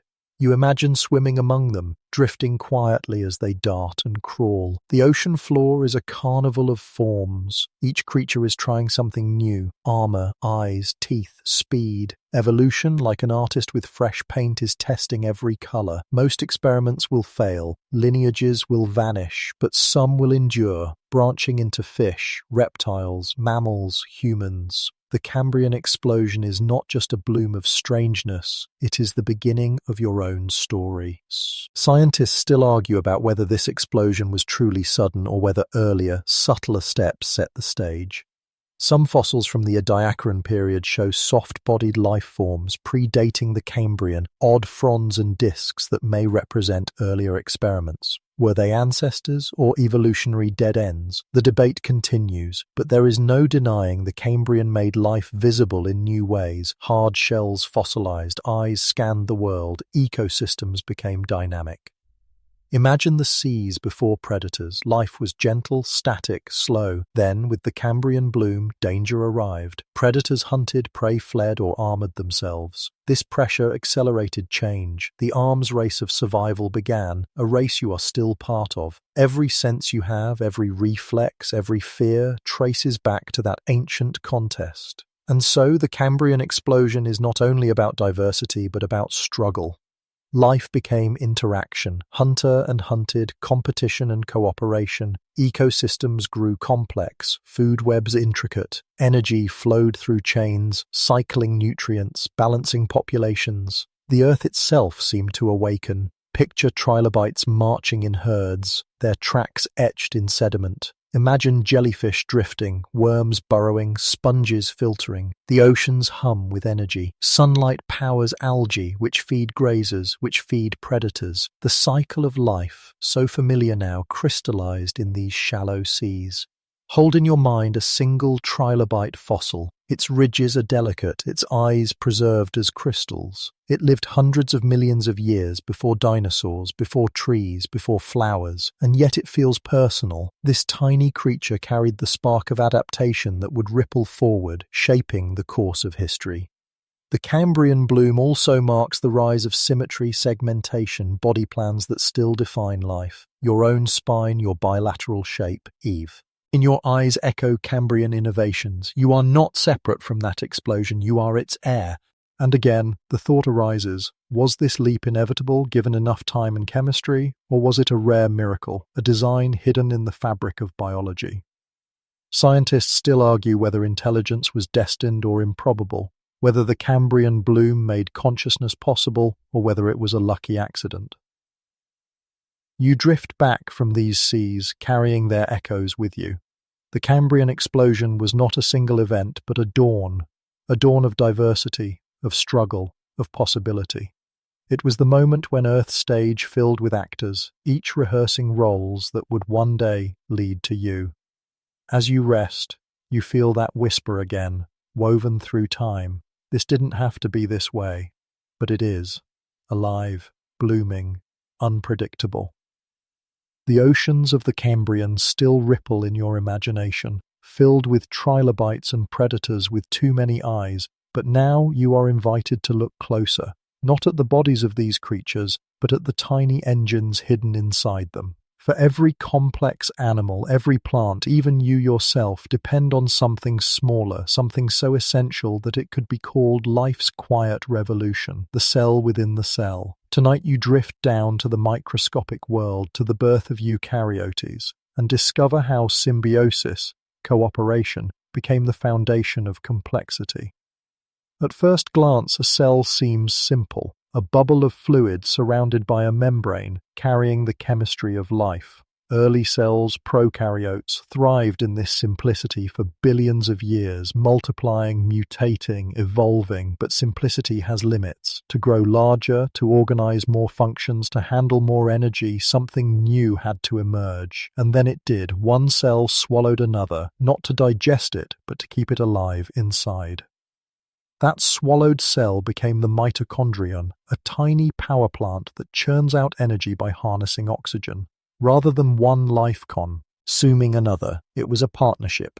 The host provided shelter, the mitochondrion provided energy. Together they could grow bigger, more complex. This was the birth of the eukaryotic cell, the ancestor of plants, animals, fungi, and you. Scientists still argue about how rare this event was. Was it inevitable that one cell would learn to live inside another, or was it a once-in-a-billion accident? Some biologists call it the most important merger in the history of life, without which multicellular organisms could never have existed. History carries echoes of this discovery. In the late 20th century, biologist Lynn Margulis championed the idea of endosymbiosis, suggesting mitochondria and chloroplasts were once independent bacteria. At first, her ideas were dismissed. But genetic evidence revealed that mitochondria do indeed carry their own DNA, separate from the cell's nucleus. The truth was stranger than most expected. You are not one life, but a community. Each of your cells a mosaic of once separate beings. There is something quirky, even poetic, in the fact that mitochondria still reproduce within your cells, dividing like bacteria. They are passengers with their own tiny genome, inherited from mothers to children.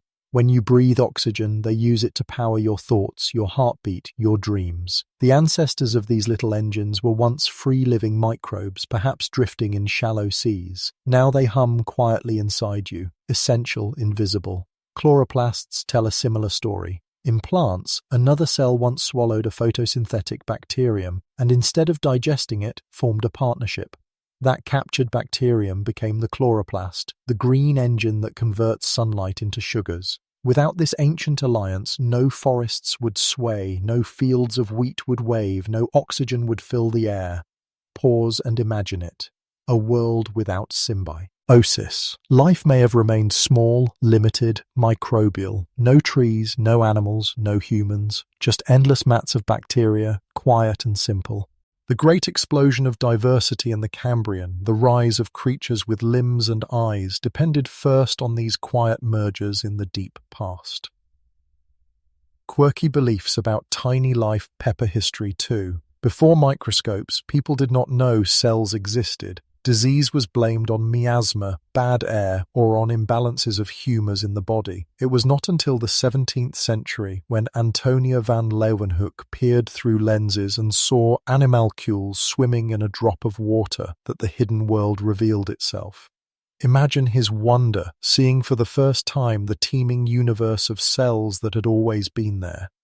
Inside you now, mitochondria flicker with activity. Each takes in oxygen, releases energy, and breathes out carbon dioxide. They generate adenosine triphosphate, ATP, the universal fuel. Without them, you could not lift your hand, could not speak a word, could not dream this dream. In a way, they are the true keepers of life, and you are their arrangement.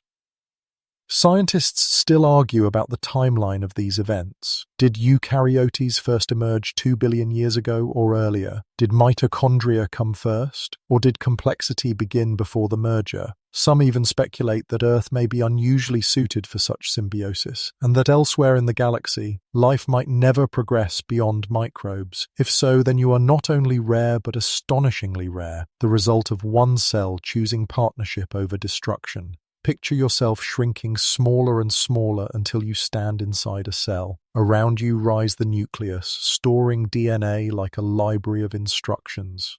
Endoplasmic reticulum weaves corridors for proteins, ribosomes clatter like tiny factories, and in the distance, glowing with unseen fire, are mitochondria, pulsing with energy. The cell is not a simple bag of chemicals, but a city, alive with movement. And that city is only possible because long ago, two lives merged into one. The Cambrian seas you imagined earlier depended on these innovations. Complex bodies require energy. Muscles, nerves, eyes, shells, all are costly. Without mitochondria, trilobites could not crawl, predators could not hunt, intelligence could not flicker to life. Even now, when you move your eyes to follow these words, mitochondria are powering the neurons that spark your perception. A whisper of history. Mitochondria's DNA is inherited only from mothers, passed down through egg cells. This quirk has allowed scientists to trace maternal lineages back thousands of generations, reconstructing human migrations across the globe. In your own cells, a genetic thread connects you to ancient women who walked African plains tens of thousands of years ago. The partnership of symbiosis is not just ancient but intimate, written into your ancestry. Now imagine if such symbiosis never occurred. The earth might still be green with algae but silent of songbirds. Oceans might shimmer with microbial mats but never with whales. You might not be here to wonder, to breathe, to listen. One partnership changed everything. If Earth was designed, then perhaps this was the cleverest trick, to hide cooperation at the very heart of life. If Earth was chance, then chance revealed a secret, that survival is not only competition but alliance.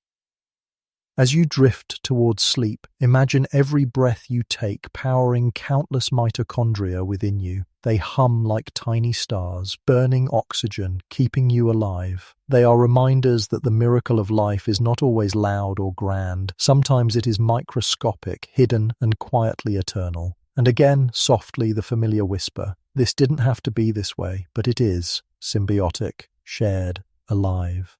The story of cells within cells hums quietly in your mind, but now your attention drifts outward again to what those cells eventually created. For with energy from mitochondria and with cooperation woven into their fabric, life developed ways not only to move and to grow, but also to sense.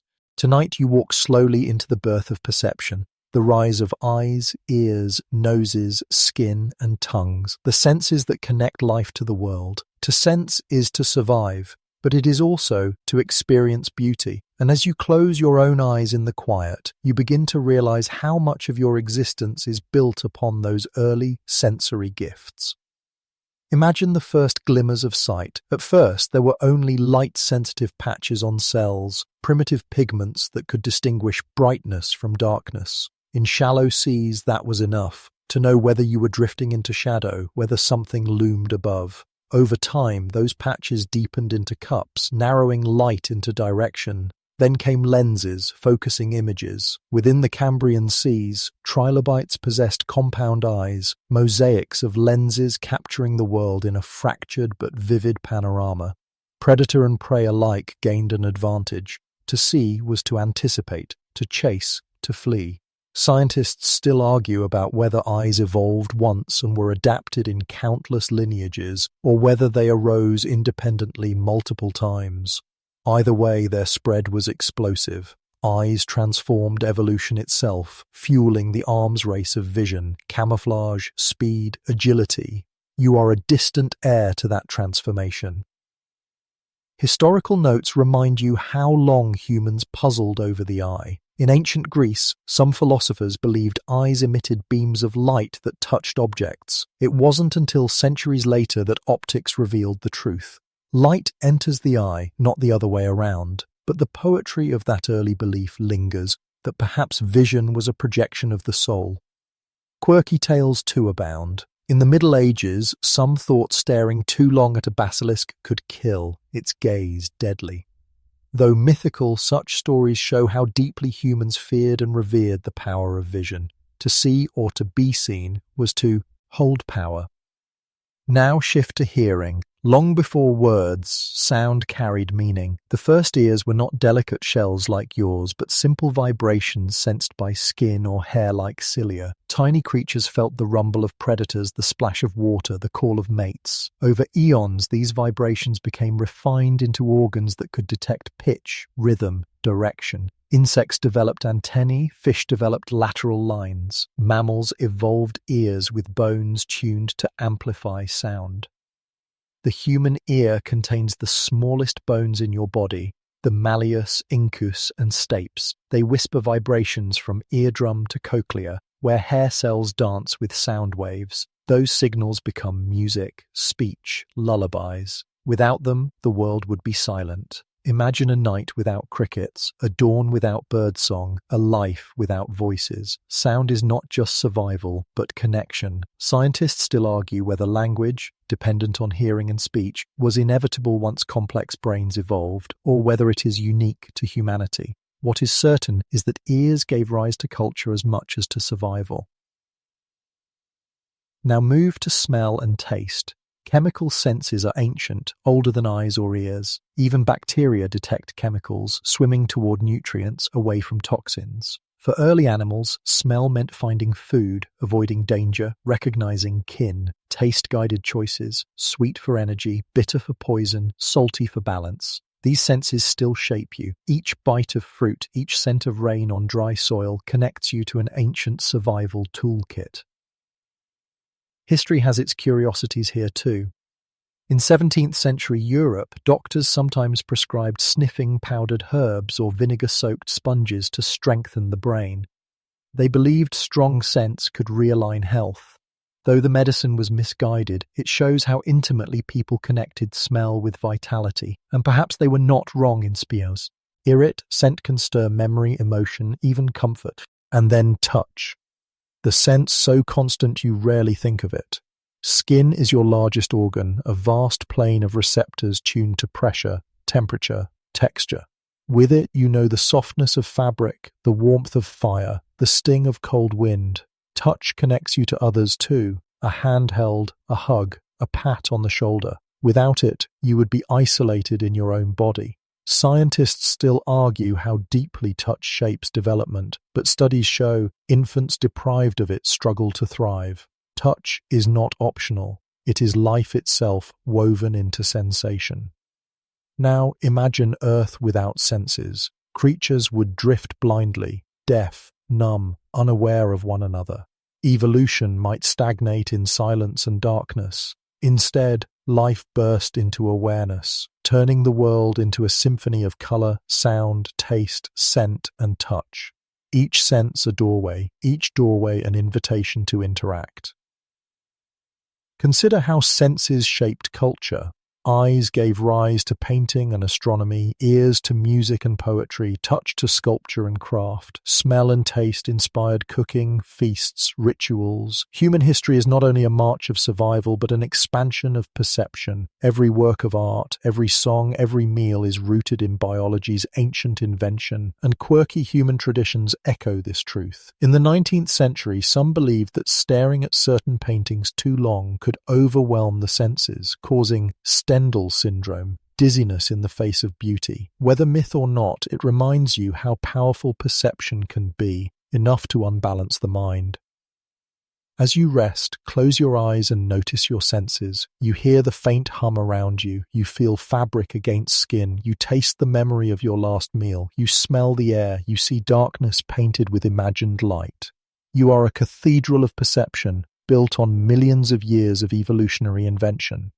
If Earth was designed, then perhaps senses were its most exquisite artistry, not just survival tools, but instruments of wonder. If Earth was chance, then chance produced beauty beyond measure, eyes to watch sunsets, ears to hear lullabies, tongues to savor honey, skin to feel a loved one's hand. And the whisper that guides you still leans in again, steady, soft. This didn't have to be this way. But it is, awake, aware, sensing. Your senses linger like soft embers in the dark. Sight, sound, touch, taste, smell. Each one a portal between the world outside and the world within. Yet as remarkable as they are not the summit. For beyond sensing comes something stranger, quieter, harder to pin down, the mind's quiet fire. Tonight you step gently into that inner realm, where thought flickers, memory unfolds, and self-awareness gazes back at itself. Imagine for a moment that you are not you, but a trilobite in Cambrian seas. You scuttle, you sense light and shadow, you feel vibrations, but you do not reflect on your existence. You do not ask why. You do not whisper to yourself in words. You act, you react, you survive. Billions of years passed with life living this way, perception without reflection, and then, slowly, something shifted. Brains grew more complex, neural networks multiplied, insects began to navigate mazes, birds to sing complex songs, dolphins to play. Intelligence was not born in one leap, but in countless steps. Yet somewhere in that long ascent came awareness. A creature not only saw but knew it was seeing, not only heard but wondered what hearing meant. That spark is what you carry now, the whispering fire of consciousness. Scientists still argue about what consciousness is. Some say it is an emergent property, arising automatically when brains reach a certain complexity. Others suggest it is something deeper, woven into the fabric of reality itself, a fundamental field like gravity bar magnetism. Still others see it as an illusion, the brain tricking itself with stories. The debates are heated, but no consensus holds. What you know is simple. You are aware, and that awareness is precious. History records humanity's long struggle to understand the mind. Ancient Egyptians believed thoughts resided in the heart, not the brain. Aristotle agreed, thinking the brain was merely a cooling organ. It was only later, through dissections and experiments, that philosophers and physicians began to realize the brain itself was the seat of thought. Quirky stories abound here too. In the 17th century, French philosopher René Descartes suggested the soul interacted with the body through the pineal gland, a tiny structure in the brain. He called it the seat of the soul. Today we know the pineal gland regulates sleep cycles by releasing melatonin, but the poetry of Descartes' guess still lingers. Think of your own mind. It can imagine things that are not there. It can plan for futures that do not yet exist. It can remember faces long gone, smell a scent that is not in the air, hear music that no instrument is playing. It can invent. This inner theatre is unlike anything else we know in the cosmos. And yet the mind is fragile. Dreams slip away upon waking, memories distort, perceptions can deceive. Philosophers like Plato pondered whether the world you perceive is merely shadows on a wall. Today, neuroscientists echo that thought in new terms. Your brain does not record reality like a camera. It constructs it, stitching together sensory inputs with expectations and memories. In a way, the world you inhabit is a controlled hallucination, one so seamless you rarely question it. Quirky experiments reveal this truth. In the 20th century, researchers developed the rubber hand illusion. Participants place their hand hidden from sight while a rubber hand is placed before them. When both the real and fake hand are stroked simultaneously, the brain begins to adopt the rubber hand as its own. People flinch. When it is threatened, the mind is easily convinced its sense of self malleable. You are both more aware and more deceivable than you realize. Still, this awareness is powerful. It gave rise to language, art, science. The ability to imagine what if transformed survival into civilization. You are not limited to reacting to predators or prey. You can picture alternate futures, weigh choices, tell stories. Fire was harnessed, tools crafted, ships built, stars mapped, all because minds asked questions no trilobite ever could. But was intelligence inevitable? Scientists still argue. Some believe evolution tends toward complexity, that once life began, consciousness was bound to emerge somewhere. Others say intelligence is vanishingly rare, the outcome of a cascade of accidents. The great silence of the universe, no clear signals from alien civilizations, suggests rarity. Perhaps Earth alone carries minds that wonder. If so, your awareness is not just personal but cosmic. Now turn your gaze inward. Think of memory, the way neurons in your hippocampus store patterns, the way recalling an event rewrites it, changing it slightly each time. Memory is not static but fluid, stories told again and again until they become who you are. Think of imagination, the brain's default mode network lighting up when you daydream, weaving possibilities. Think of empathy, mirror neurons firing when you see someone smile or cry, letting you feel what they feel. These fires within are not accidents of chemistry alone, they are experiences, alive and intimate. History again offers reflections. Buddhist philosophy taught that the self is an illusion, a stream of consciousness flowing moment to moment without permanent essence. Modern neuroscience echoes this, showing how the brain stitches identity from fragments, and yet illusion or not, the mind's fire shapes everything you know. Quirky. Beliefs about thought abound. In the Victorian era, phrenologists claimed they could read personality by feeling bumps on the skull. Though false, the practice reflected an earnest desire to understand how inner life connects to the physical brain. Today, brain scans reveal activity in colorful images, yet even with modern technology, the leap from neurons to subjective experience remains mysterious. The hard problem of consciousness, as philosopher David Chalmers named it, is still unsolved. And so you rest with the paradox. You are aware of being aware. Your mind can study itself, question itself, doubt itself. This recursive flame is strange, unsettling, miraculous. It lets you write poems, build cathedrals, paint galaxies on cave walls. It lets you lie here now, wondering if Earth was designed. If Earth was designed, perhaps minds were its goal, a way for the universe to look back at itself. If Earth was chance, then chance created a fire so improbable it borders on impossible, a fire that whispers, sings, questions. Close your eyes.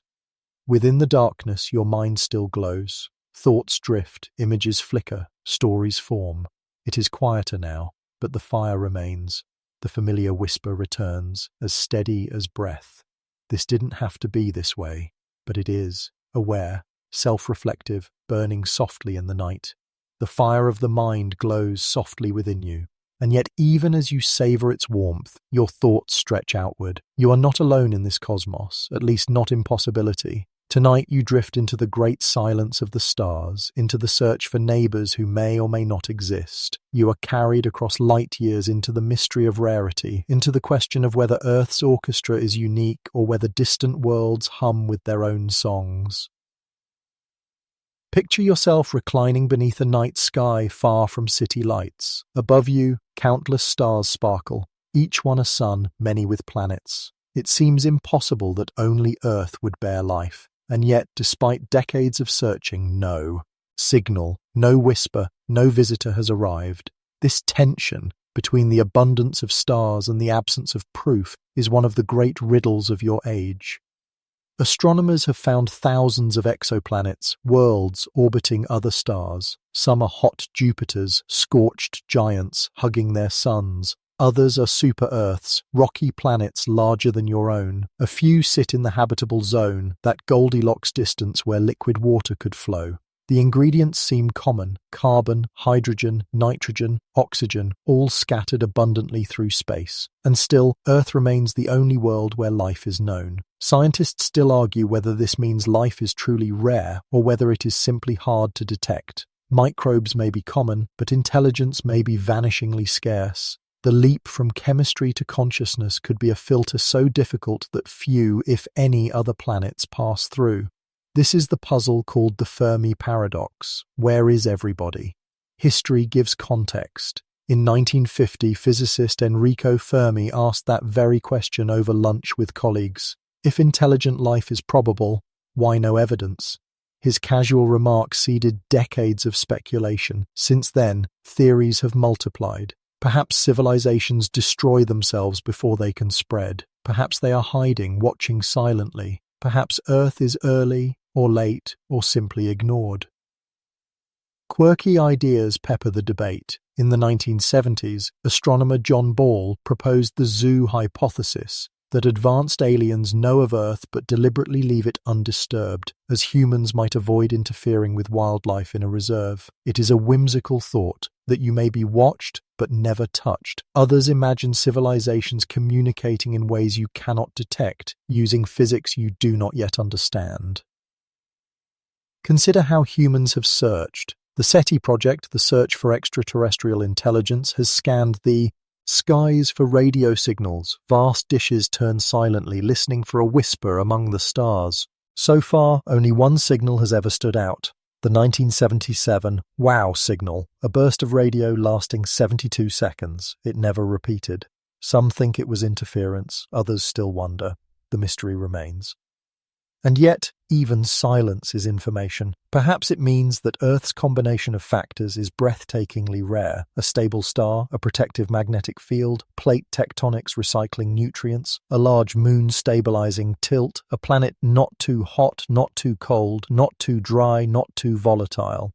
Each piece may be unlikely, together almost miraculous. If Earth is designed, then perhaps its rarity is part of the design. One world tuned to life amid a galaxy of barren spheres. Think of the Drake equation, written by astronomer Frank Drake in 1961. It multiplies probabilities, number of stars, fraction with planets, fraction with life, fraction with intelligence, fraction that communicate. At first, it seemed to predict many civilizations, but as knowledge improved, many terms shrank. Perhaps the galaxy is quieter than you hoped. Scientists still argue about each term, but the silence grows heavier with time. Imagine now travelling outward, first to Mars, dry, rust-red, once wet, now barren, then to Europa, moon of Jupiter, its ocean hidden under ice, tantalizing but silent, then farther, to distant exoplanets detected only by shadows as they pass before their stars, each one a world, each one a possibility, and yet no signs of song, no lights in the dark. You drift among them like a ghost, searching, waiting. Quirky human history adds colour. In the early 20th century, some believed Mars was crisscrossed with canals built by an intelligent race. Telescopes showed lines interpreted as engineering feats, but better instruments revealed illusions. The lines were tricks of the eye. The Martians vanished, leaving you once again alone. Still, the dream persists. Films, novels, myths tell of visitors. They reflect longing, to not be alone, to know that intelligence is not unique, yet absence is its own truth. Perhaps rarity itself makes you precious. Pause and consider. If you are rare, then responsibility follows. You are not only another species on another world, you are the consciousness of Earth, perhaps the consciousness of the galaxy. To waste that is to squander something the cosmos may never see again. Yet the silence is not hopeless. Each exoplanet discovered, each mission to Mars, each probe to icy moons brings you closer to answers. One day, a faint spectrum of an atmosphere may show oxygen, methane, water, biosignatures. One day, a signal may arrive, or one day you may accept that solitude is your fate. Scientists still argue whether that solitude is tragedy or gift. To some it is lonely. To others it means Earth's beauty is singular, unmatched. Both feelings can exist together in the same quiet heart. Now, lying beneath the stars in your mind, you imagine yourself as part of a choir of worlds. But only Earth sings. Its voice is fragile, clear and beautiful. Others may someday join, or perhaps not.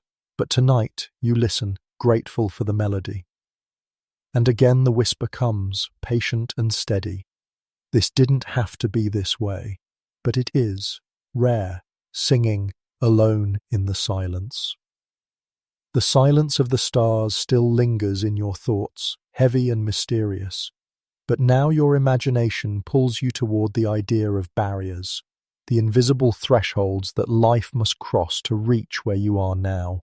These are called filters, the great filters, the tests scattered across cosmic history. Tonight you drift through them slowly, wondering which ones Earth has already passed and which ones still lie ahead, waiting patiently in the dark. Picture the very beginning. The first filter was existence itself. Could life emerge from non-life? For hundreds of millions of years, Earth was just rock, water and chemistry. Lightning split the skies, volcanoes bubbled, oceans swirled with molecules. Somehow, against the odds, those molecules assembled into self-replicating structures, the first cells. Was this common in the universe or impossibly rare? Scientists still argue whether life springs easily from chemistry wherever conditions are right, or whether Earth won a lottery so unlikely that it might never repeat elsewhere. The next filter was complexity. Single-celled organisms thrived for billions of years, dominating Earth's oceans, multiplying endlessly. For most of history, the planet was a microbial world. Then came symbiosis, the merger of cells that created eukaryotes. Without that, no multicellular life would have emerged. Was that step inevitable or a miraculous accident? Some biologists believe the formation of mitochondria inside host cells was a singular event, that without it, evolution might have stalled forever. Another filter, the leap from multicellularity to animals with organs, skeletons, nervous systems. The Cambrian explosion was sudden, almost too sudden. If oxygen levels had not risen, if ecosystems had not balanced just right, complexity might never have flourished. In countless other worlds, perhaps life remained at the microbial stage, never knowing sight or sound. And then intelligence. Countless animals have thrived without it. Jellyfish, crocodiles, beetles. They succeed perfectly well without asking questions. Intelligence is costly. Brains demand enormous energy, require long childhoods, make creatures vulnerable. The fact that it evolved in humans may be another filter, one that only a few species on a few worlds ever pass. Quirky theories about intelligence abound. Some scientists wonder if the dinosaurs, had the asteroid not struck, might have evolved their own advanced minds. Others imagine octopuses, already clever and alien in their ways, as possible candidates for a different path to civilization. History loves to play what if, but reality remains only humans lit fire and wrote poetry. And then comes the filter you still face, survival of intelligence itself. Civilizations rise, but will they endure? Nuclear weapons, climate change, resource depletion, artificial intelligence, pandemics, each one a trial. If other civilizations existed, perhaps they destroyed themselves before spreading to the stars. Perhaps that is why the universe is silent. The great filter may lie not behind you, but before you, waiting. Scientists still argue which possibility is more hopeful. If the great filter is behind, in life's origin or in the leap to eukaryotes, then humanity is rare, but the future is open. If the great filter is ahead, in self-destruction or collapse, then humanity may be doomed, just another whisper that fades before it can cross the galaxy. History offers sobering lessons. Empires have risen and fallen, often undone not by enemies but by themselves. Rome, once vast, crumbled. The Mayans faced drought and decline. The Easter Islanders cut down their last trees. These are small-scale filters, echoes of the larger one. Humanity has stumbled before, it can stumble again.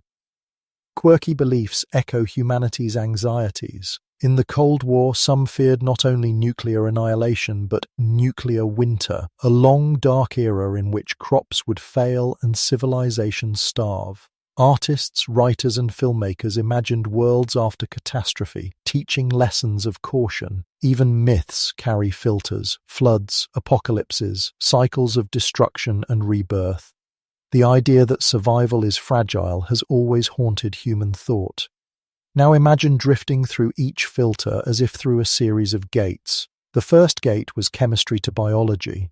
You slipped through. The second was simple cells to complex cells. You passed again. The third was multicellular life to intelligence. Again, you survived. Ahead, the final gate looms. Will intelligence learn wisdom before it extinguishes itself? You are walking toward it even now. Picture the Earth from space, a blue jewel, thin atmosphere, fragile ecosystems, billions of humans, each person a mind a fire, but together they burn forests, melt ice, release carbon, split atoms. The same intelligence that writes lullabies builds weapons. The same creativity that paints galaxies invents machines that may outpace human control. The filter is not a wall but a mirror asking, can you survive yourself? Scientists still argue whether technology is humanity's salvation or its downfall. Some believe artificial intelligence, genetic engineering, space travel will allow survival beyond Earth. Others warn that hubris will undo progress, that power without wisdom accelerates collapse. The debate is endless, but the clock ticks steadily forward. You lie in bed, pondering. What if you are rare? What if you are the only conscious beings in the galaxy? Then your responsibility is immense, to keep the fire alive, to carry it to the stars. What if you are not rare, but all others failed? Then your responsibility is the same, to avoid their mistakes, to prove survival is possible. In either case, the burden is heavy but beautiful. Quirky glimpses of hope emerge in human culture. Stories of Noah's Ark, of Prometheus, of Phoenix rebirth, all whisper the same thing. Life survives. Even in collapse, seeds endure. Perhaps the filter is not absolute but negotiable, a trial that can be passed if lessons are learned. Perhaps you, tonight, are part of that learning, part of a species deciding whether to walk through the last gate or fall before it.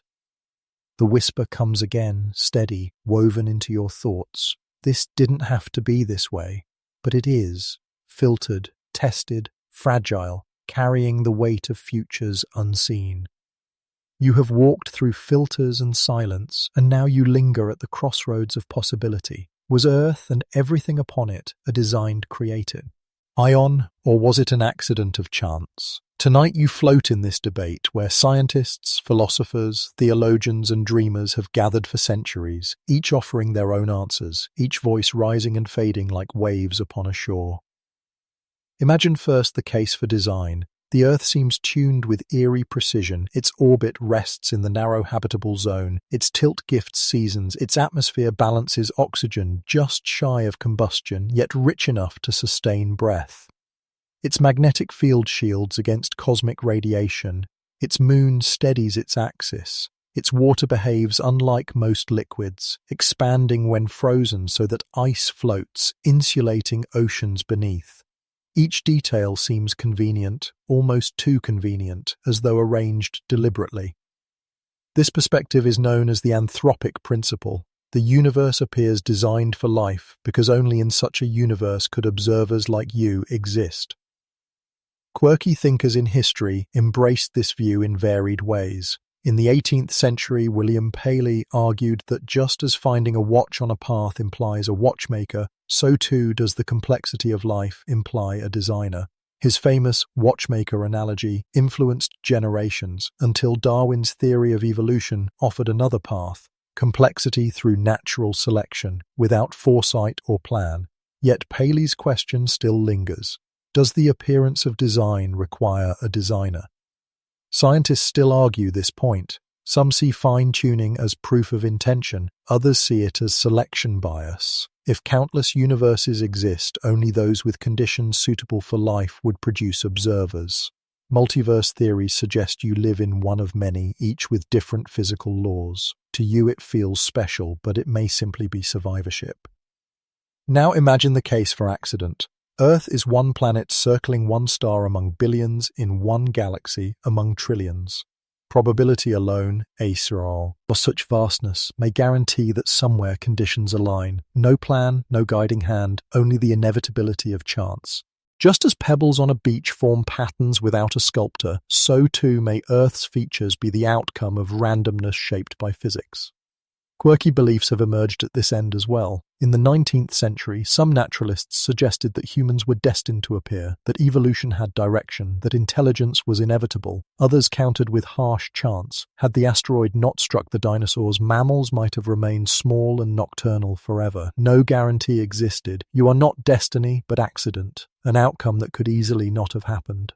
Between these poles, debates rage. Some scientists point to the improbability of protein folding, of DNA's replication, of eukaryotic symbiosis, and argue that chance alone seems insufficient. Others reply that with enough time and enough trials, improbable events become inevitable. Lightning has struck not once but countless times, shaping chemistry into biology.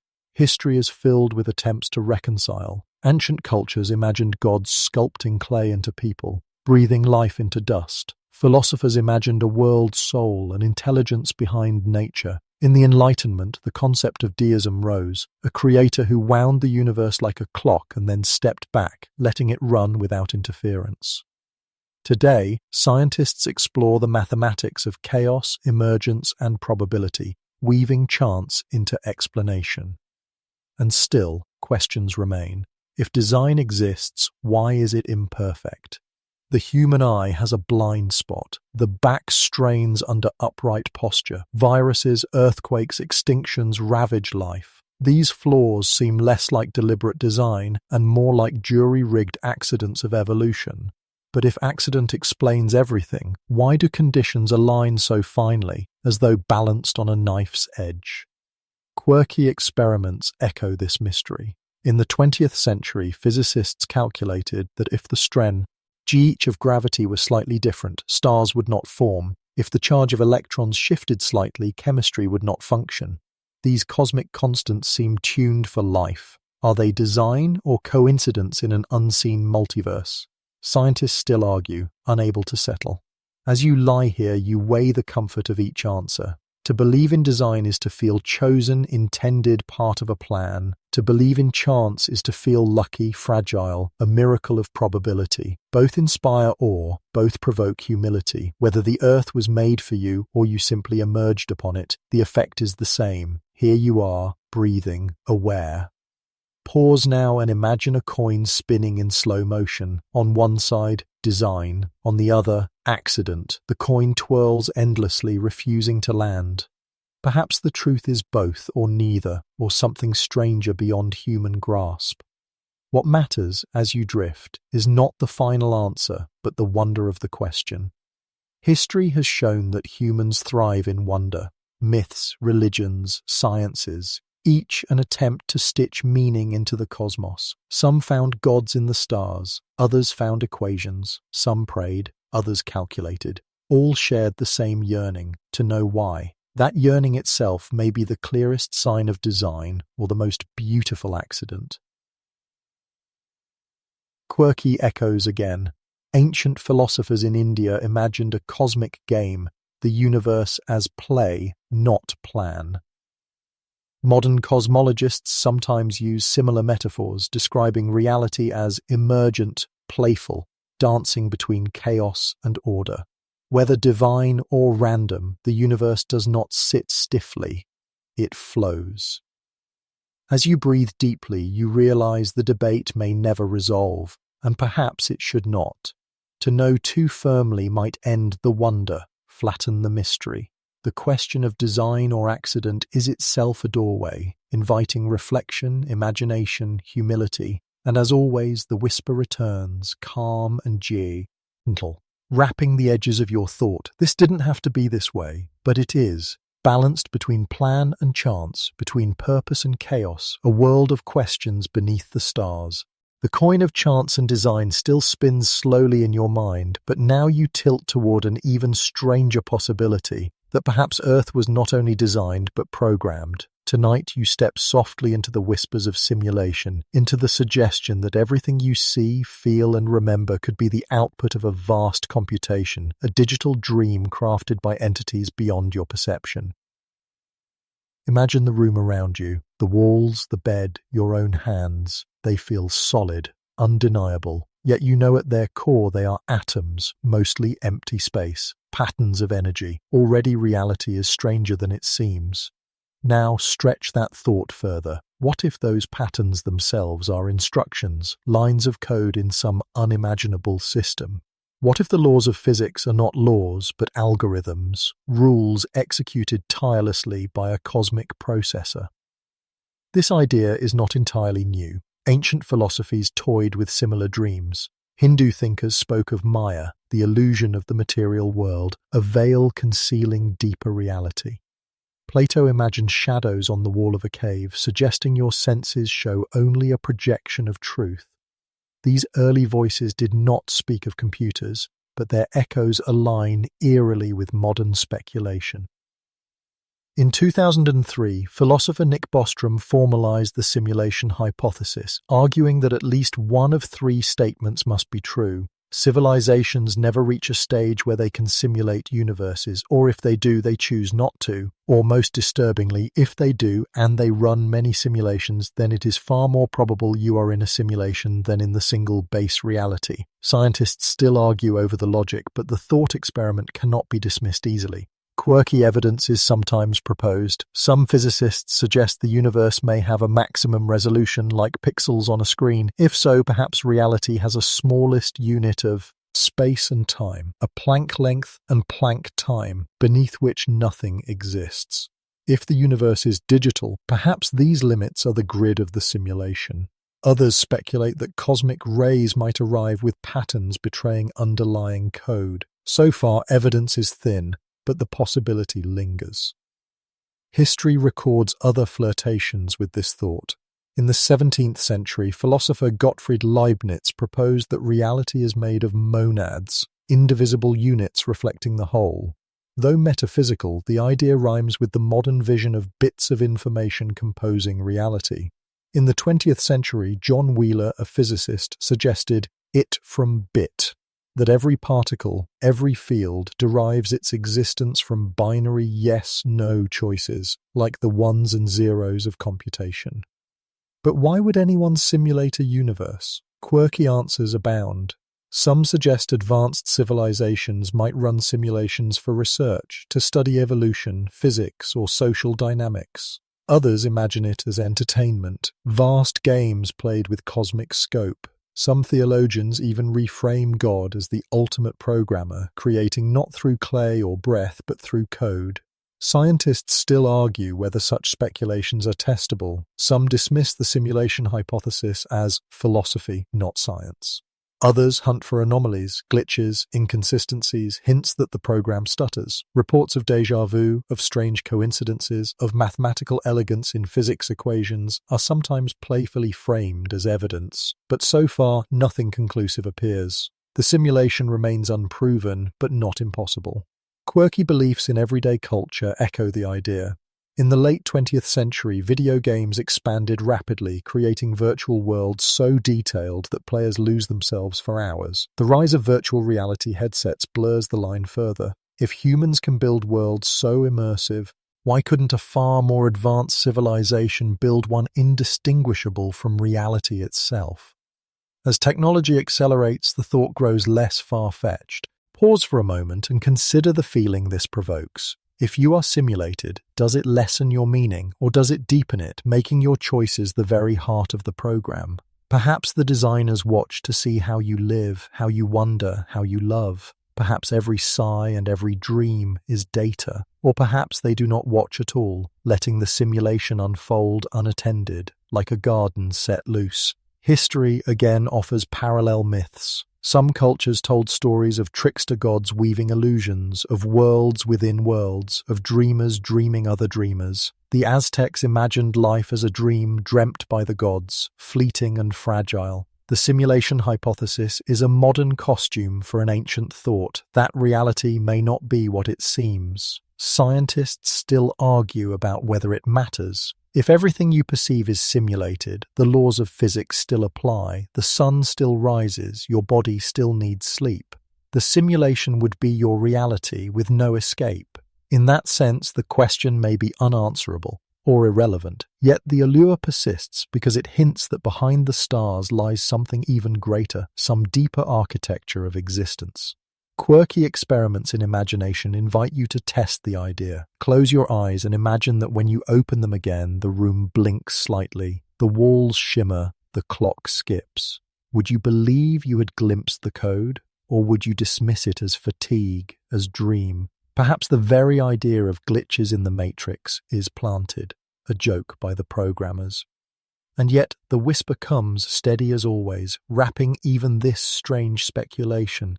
This didn't have to be this way, but it is, coded or uncoded, real or simulated, a world that feels utterly alive. Whether the laws are written in stone or in lines of code, they hold you gently now, letting you drift, letting you wonder, letting you dream. The thought of simulation flickers softly behind you as you turn towards something more tangible, more immediate. Whether Earth was designed, accidental, or programmed, you know this. It is fragile and it is yours to care for. Tonight you walk gently into responsibility, into the recognition that perhaps the truest meaning of life on Earth is stewardship, to hold, to nurture, to protect what has been given, however it came to be. Picture Earth again from orbit, that blue marble suspended in blackness. Its oceans shimmer, its clouds swirl, its forests breathe. From this vantage, borders vanish, conflicts blur, only fragility remains. Astronauts call this the overview effect, the profound shift in perspective when seeing Earth whole. Many have returned changed, feeling more responsible, more devoted to the planet. You share in that vision now. History offers reminders of fragility. The Dust Bowl of the 1930s stripped fertile lands bare, teaching that poor stewardship invites ruin. Ancient Mesopotamian cities once thrived, but over-irrigation left salt in the soil, fields barren. Even the mighty Maya felt collapse when drought and deforestation combined. Civilizations rise and fall with the land that sustains them. To forget this is to repeat it. Quirky practices of care have appeared through time. Ancient Egyptians mixed crocodile dung into pastes as sunscreen, crude but revealing concern for protection. In Japan, Shinto traditions taught reverence for natural spirits inhabiting rivers and mountains. In indigenous cultures across the world, rituals of gratitude ensured hunting and farming balanced with renewal. These practices, whether scientific or symbolic, shared the same instinct.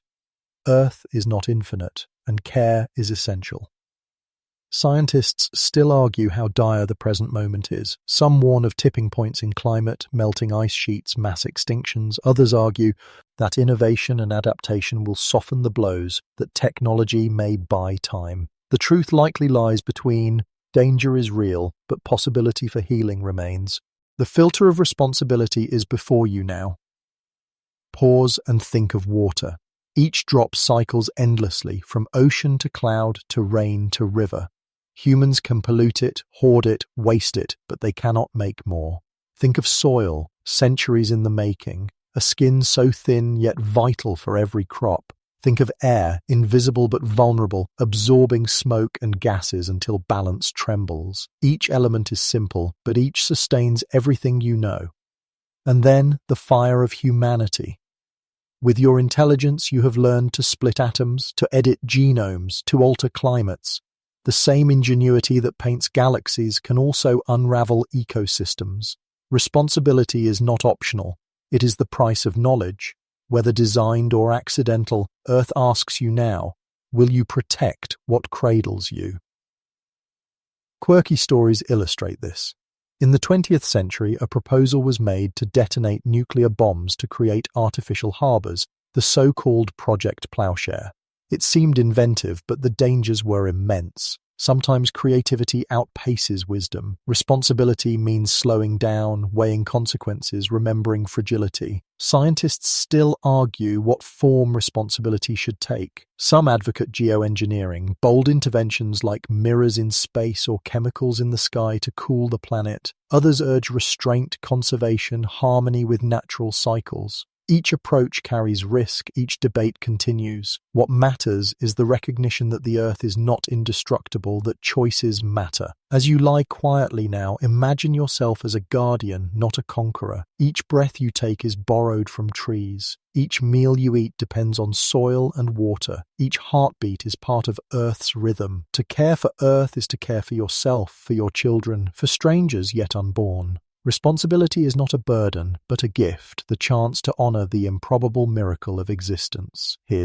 Tori's echoes remind you again. The first astronauts to walk the moon left not only footprints but also words. We came in peace for all mankind. Even in the cold vacuum they thought of home. Stewardship is the thread that ties humanity together. Past mistakes, present challenges, future hopes. And so the whisper returns, tender and certain. This didn't have to be this way, but it is. Fragile, entrusted, waiting in your hands.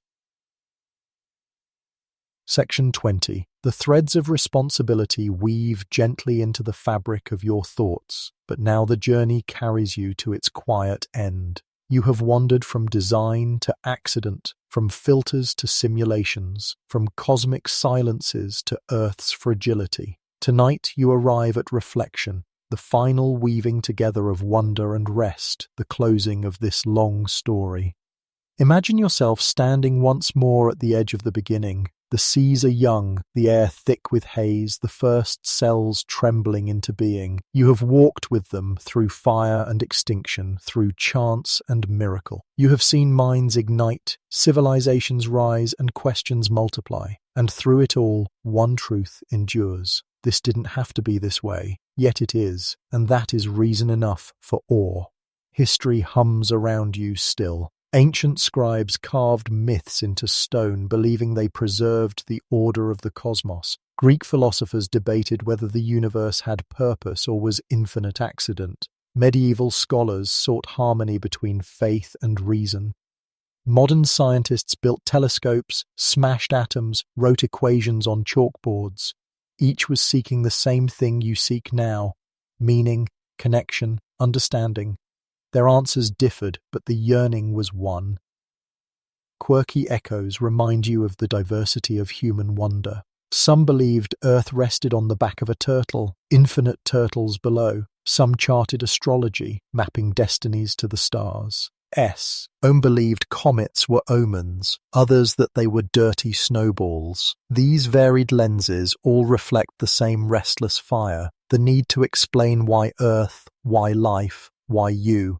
Scientists still argue. Was Earth designed? Was it chance? Is consciousness a quirk or a destiny? Is the silence of the stars proof of rarity or of filters yet unseen? The debates may never end.